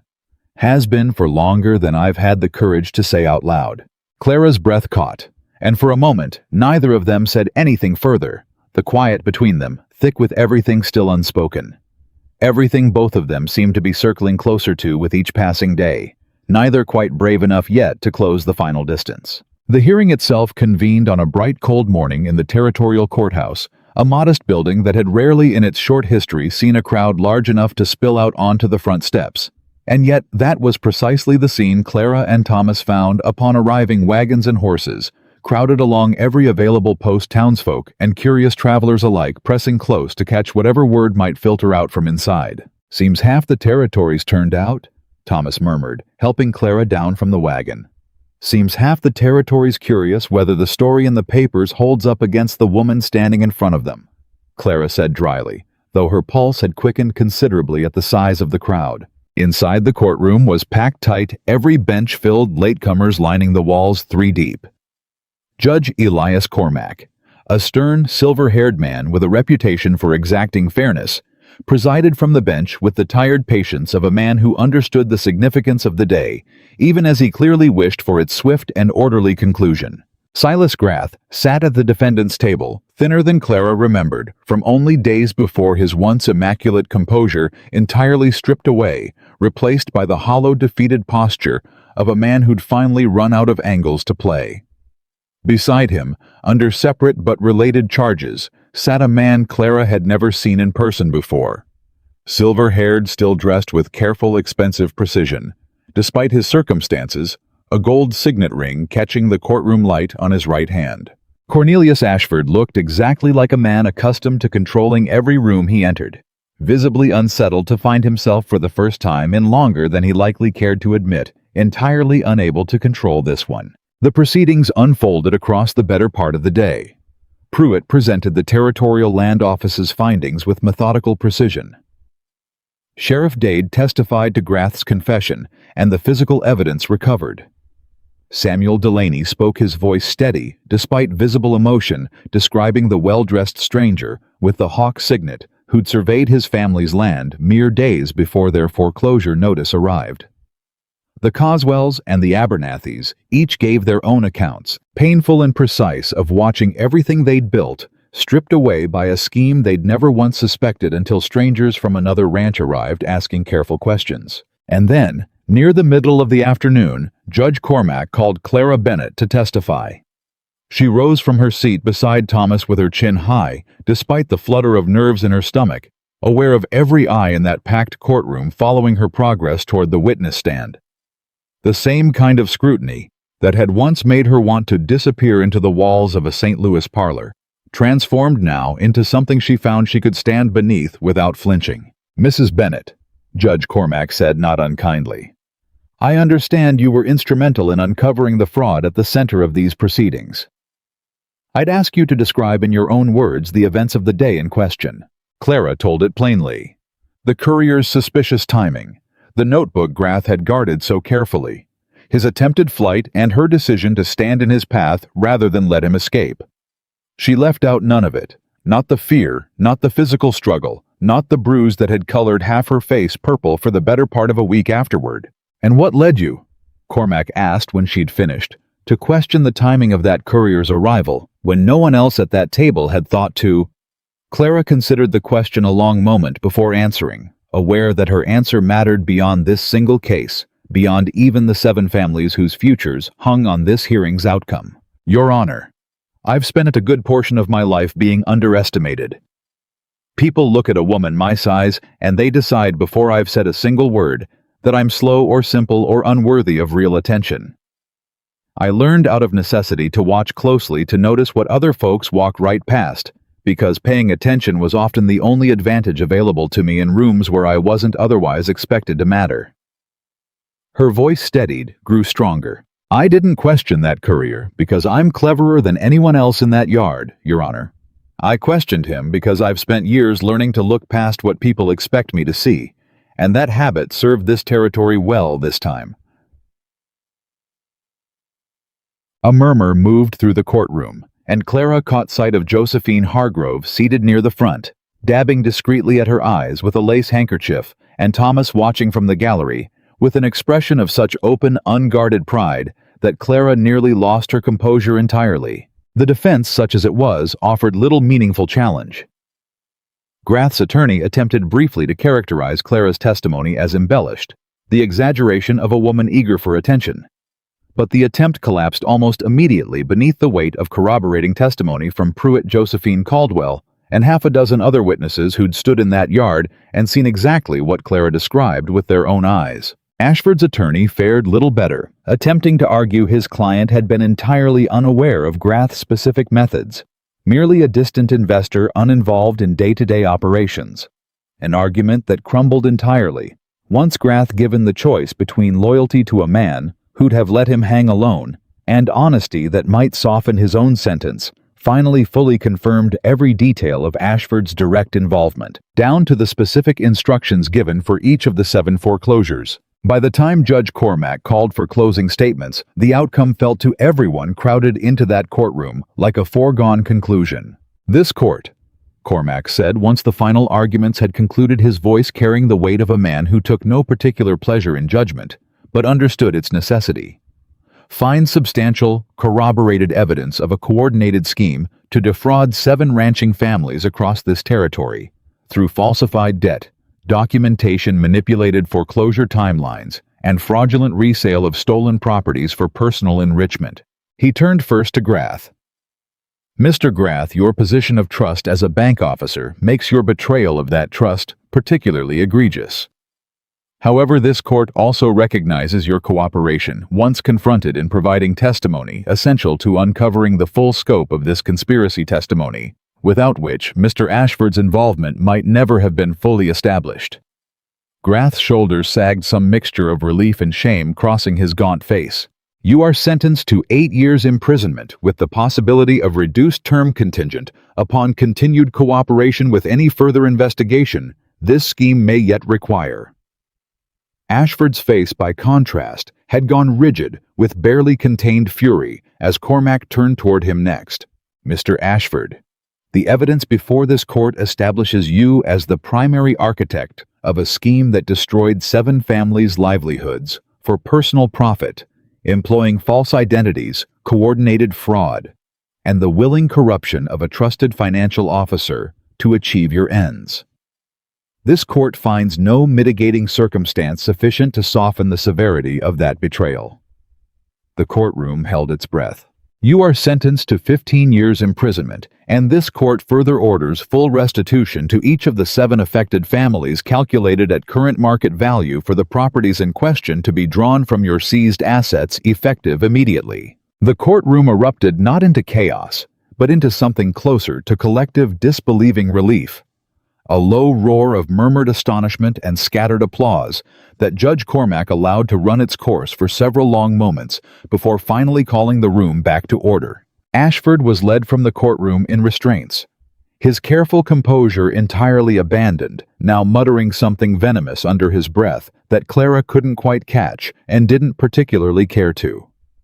Grath followed shortly after his gaze, finding Clara's briefly, as he passed something unreadable in his expression, not quite apology, but perhaps the closest a man like him could manage. Outside on the courthouse steps, the crowd that had gathered all day surged forward the moment the verdict became known, and Clara found herself astonishingly at the center of it. Reporters from 3 separate territorial newspapers pressing forward with notebooks and questions, townsfolk reaching to shake her hand. The Delaney, Coswell, and Abernathy families approaching one by one, each with tears and gratitude too large for simple words to hold. "You gave us our lives back." Samuel Delaney set his voice thick, gripping Clara's hand in both of his. "My father didn't live to see this day, Mrs. Bennet, but I believe wherever he is, he knows justice finally came for what was taken from him." Clara, overwhelmed, could only nod, her own eyes burning with emotion she hadn't fully braced herself for. It was Josephine Hargrove who finally extracted her from the crowd, steering her firmly by the elbow toward a quieter corner of the courthouse lawn, Thomas trailing close behind with an expression that hovered somewhere between pride and something far more tender. "You did remarkably well in there," Josephine said once they'd found a measure of breathing room. "I've watched grown men wilt under considerably less scrutiny than Cormac's courtroom offered today. You never once wavered." "I had good reason not to," Clara said, still slightly breathless. 7 families were counting on it. 7 families, Josephine agreed. "And I suspect a great many more women across this territory who needed to see plainly and publicly that a woman built like you and me can stand in a courtroom full of powerful men and hold her ground without apology." Something softened in the older woman's sharp features. "I've lived a long while, Mrs. Bennet, and buried a husband and built a freight empire out of sheer stubbornness in a business that never once wanted me in it. I don't offer this kind of admiration lightly, but you've earned it several times over this past week." Clara didn't quite know how to respond to that, and was grateful when Josephine, sensing the moment had reached its natural close, simply patted her arm once firmly and moved off to speak with Pruitt about restitution logistics, leaving Clara alone with Thomas beneath the wide afternoon sky. "Restitution," Thomas said quietly once they were finally mercifully alone. "The Delaneys, the Coswells, the Abernathys, they'll all get their land back, or the value of it at least. Whatever can be rebuilt from what those 2 men stole." "It won't give Samuel back his father," Clara said softly. "Won't undo 2 years of grief and displacement for any of them. But it's something, Thomas. It's more than they had a week ago. It's because of you," Thomas said, turning to face her fully now, something urgent and unguarded moving across his features. "I keep saying that, and I don't believe you've let yourself fully hear it yet, Clara. None of this happens, not the notebook, not Grath's arrest, not Ashford's, not $1 of restitution for those families if you hadn't walked into my kitchen 8 days ago and decided $2 worth of chicken deserved your full and complete effort." Clara felt her throat tighten. "I only did what felt right, Thomas. That's precisely my point." His voice had gone rough with feeling. "You did what felt right over and over at real cost to yourself. When it would have been so much easier, so much safer to simply cook the chickens and collect your $2 and let the rest of it play out, however it played out. You chose harder every single time, because you couldn't stand to watch an injustice happen in front of you without doing something about it." He reached for her hand, and this time, neither of them hesitated. "I've spent 2 years since Sarah died believing I'd used up whatever capacity I had left for hope. You proved me wrong, Clara. Not just about the ranch, about everything." The crowd had thinned considerably by now, most of the town's attention drawn toward the courthouse steps where reporters still clustered around Pruitt and the newly vindicated families. And in the relative quiet of that corner of the lawn, Clara found herself entirely wonderfully undone by the look on Thomas Whitaker's face. "Thomas," she began, uncertain where the sentence intended to go, only that it needed saying. "I'm not finished," he said gently but firmly, and something in his tone made her fall silent, made her simply wait, heart-hammering, while he gathered whatever courage the moment demanded. "I've watched you these past 8 days stand up to a corrupt banker, chase down a fraud that reached clear to Denver, testify in front of a packed courtroom without a single tremor in your voice, and somehow in between all of that, still find time to worry over whether the fences needed mending and whether I'd eaten a proper meal amid all the chaos." A small, helpless laugh escaped him. "I don't know when it happened exactly, Clara, whether it was that first night in the lantern light or somewhere in the middle of watching you tackle a grown man to the dirt, but I know I'm not interested in going back to a life that doesn't have you standing in the middle of it." Me. Clara's breath had gone entirely shallow, her heart pounding loud enough she was half certain he could hear it. "I'm not a small commitment, Thomas," she said, though her voice had gone soft, uncertain in a way that had nothing to do with doubt and everything to do with the enormity of what she felt rising in her chest. "I come with 3 hard years behind me, and a reputation I'm still rebuilding, and a body the whole world seems determined to have opinions about whether I ask for them or not. I know exactly what you come with, Clara Bennett." Thomas's hand tightened around hers. "I come with a dead wife's memory still living in every corner of that ranch house, and 15 years of debt I only just cleared, and a whole territory that watched me nearly lose everything I built before you walked in and helped me save it. Neither one of us is uncomplicated. I'm not asking for uncomplicated. I'm asking for you." The words hung in the cool afternoon air, and Clara felt something inside her. Some old, careful wall she'd built brick by brick across 3 lonely years, finally quietly come down. "Then you have me," she said, her voice breaking slightly on the words. Tears she hadn't quite noticed forming, now slipping freely down her cheeks. "For whatever that's worth to you, Thomas, you have me." He didn't kiss her there on the courthouse lawn, with half the territory still milling within eyeshot. Some instinct of propriety held him back, even in that overwhelming moment. But he pulled her into an embrace so fierce and so complete that Clara felt for the first time, in longer than she could clearly remember, entirely and unreservedly safe. They rode back to the ranch that evening in a silence far different from any that had passed between them before. Not the careful, uncertain quiet of 2 people still measuring the distance between them, but something settled, something certain. The particular peace that comes when 2 people have finally stopped circling a truth and simply allowed themselves to stand inside it. The weeks that followed brought changes neither of them could have fully anticipated on that desperate autumn morning when Thomas had first ridden into the settlement, offering $2 for a day's honest work.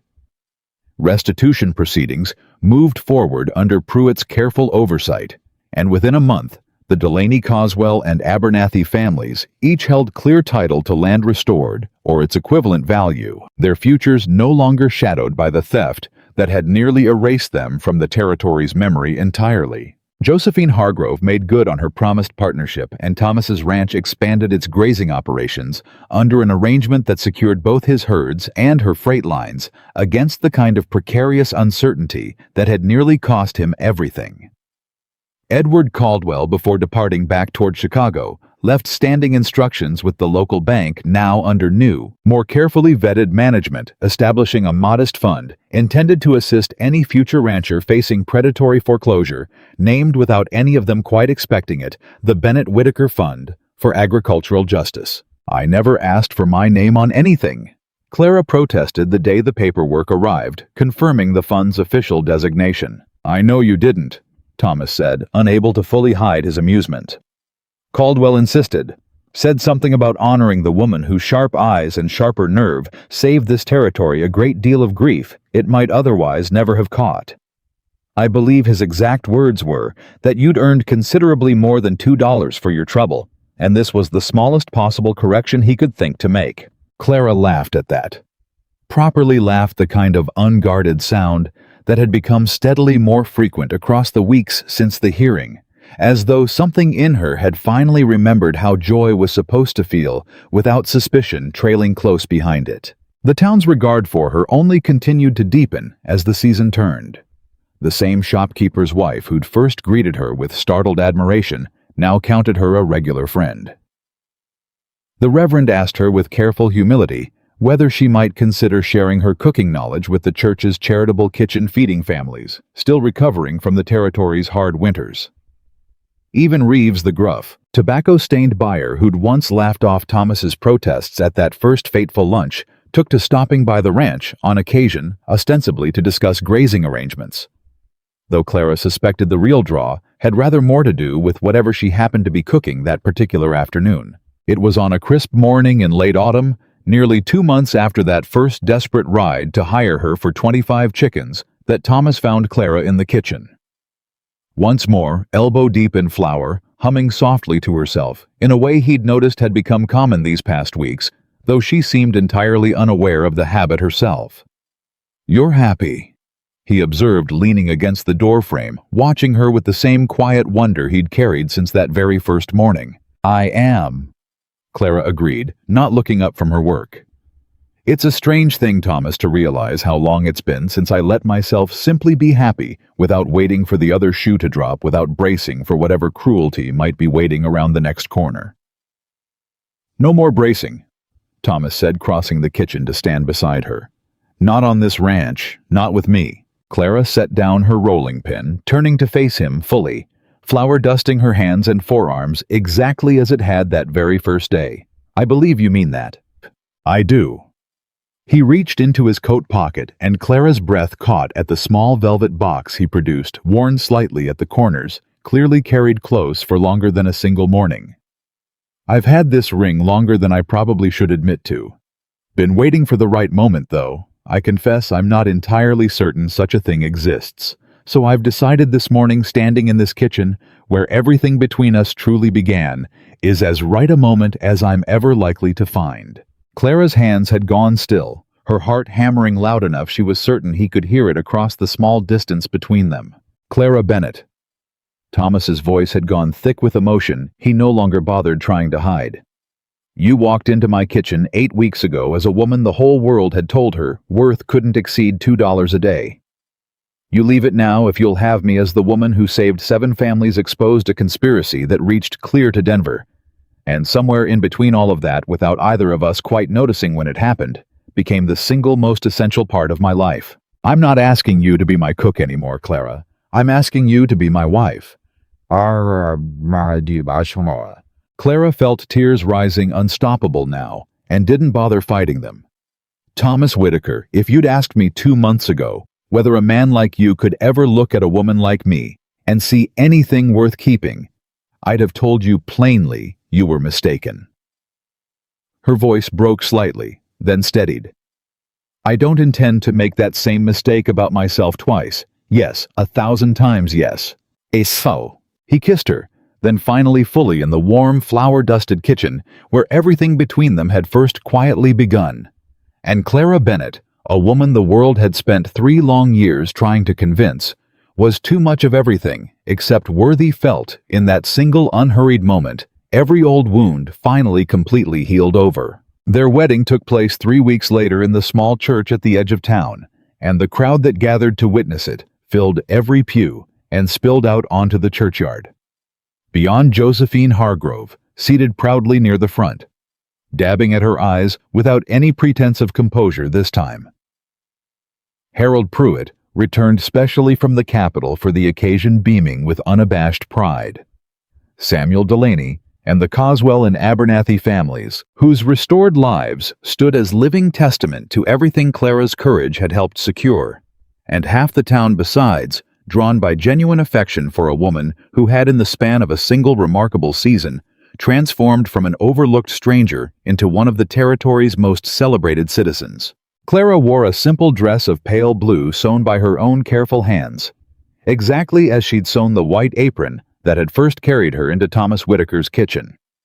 She walked down that aisle with her chin lifted exactly as she'd walked into every difficult room across the past 3 hard years, and found Thomas waiting for her at the altar with an expression of such complete, unguarded devotion that every lingering shadow of doubt she'd carried finally fully dissolved. "I once told you," the Reverend said as the ceremony neared its close, addressing the gathered crowd with evident warmth, "that this territory has witnessed a great deal of hardship these past few years. Foreclosures, fraud, families torn from land they'd worked for generations. But I don't believe I've ever presided over a union that better represents what this territory is truly capable of becoming when its people choose courage over cruelty and truth over convenient silence." He turned to Clara and Thomas, both his voice carrying warm and clear across the packed church. Clara Bennett walked into this territory, a stranger judged before she'd spoken a single word, dismissed by those too small-minded to recognize the extraordinary woman standing right in front of them. She leaves it today, not merely as Thomas Whitaker's wife, but as living proof that a person's worth was never and will never be measured by the size of their body, but by the size of their courage, their honesty, and their unwavering commitment to what is right. The church erupted into applause, warm and genuine, and Clara felt Thomas's hand tighten around hers. Both of them overwhelmed by a moment neither had truly believed themselves capable of reaching only 2 short months before. They held their wedding supper beneath the same wide oak tree where Edward Caldwell and the other buyers had once sat down to a meal Clara had prepared with nothing but $2 and her own fierce determination, the very meal that had set every subsequent event into motion. Josephine Hargrove insisted on providing the finest wine her freight company could procure. Harold Pruitt delivered a toast so earnest and so poorly rehearsed that it drew as much affectionate laughter as applause. And Clara herself, unable to resist the pull of her own kitchen even on her wedding day, had prepared a portion of the feast with her own hands, 25 roasted chickens, among them golden and fragrant, beneath the autumn sun, exactly as she had that very first fateful day. Some things Josephine observed, watching Clara move easily among her guests, radiant and entirely at home in a life that had once seemed impossibly out of reach, are simply meant to come full circle. "She earned every bit of this," Pruitt agreed, raising his glass slightly. "I don't believe I've ever witnessed a more complete vindication." As the afternoon stretched into a golden, unhurried evening, Clara found a quiet moment away from the celebration, standing near the edge of the property, where the fields rolled out toward the darkening horizon, the same fields she'd first watched Thomas Whitaker survey with such desperate worry on that cold autumn morning 8 weeks before.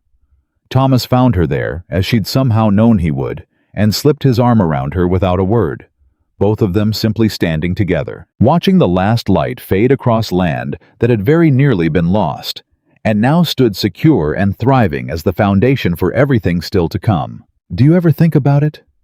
Clara asked softly. "How close it all came to going differently. If I'd said no to $2, if I hadn't questioned that courier, if Grath's letter had arrived just a little sooner, or Josephine's driver just a little slower." "I think about it every day," Thomas admitted. "And every day I'm grateful beyond words that none of those things happened the way they might have. That you said yes when saying no would have been so much easier.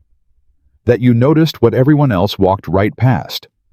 That courage, when it mattered most, chose to show up exactly when this ranch and these families and I myself needed it most." Clara leaned into him, watching the last light finally fade across the plains that had become, against every hard lesson 3 cruel years had once taught her, truly and completely her home.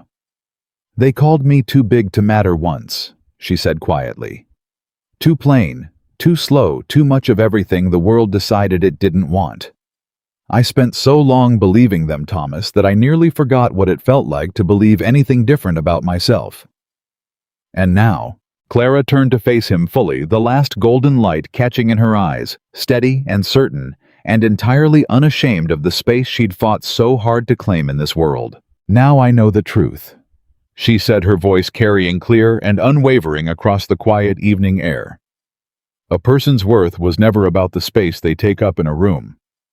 It was always only about what they're willing to stand for when everything worth having hangs in the balance. And I intend to spend the rest of my life proving that lesson true for every soul who's ever been told they were too much of anything to matter." The wind moved soft across the fields that had nearly been lost and were now forever secure, and Clara Bennett, once dismissed, once doubted, once told her only worth lay in 25 roasted chickens and $2 a day, stood beside the husband who had seen her clearly from the very first morning in the home she had fought with everything she had to save, and understood completely, and without a single doubt remaining, that she had finally fully found exactly where she belonged.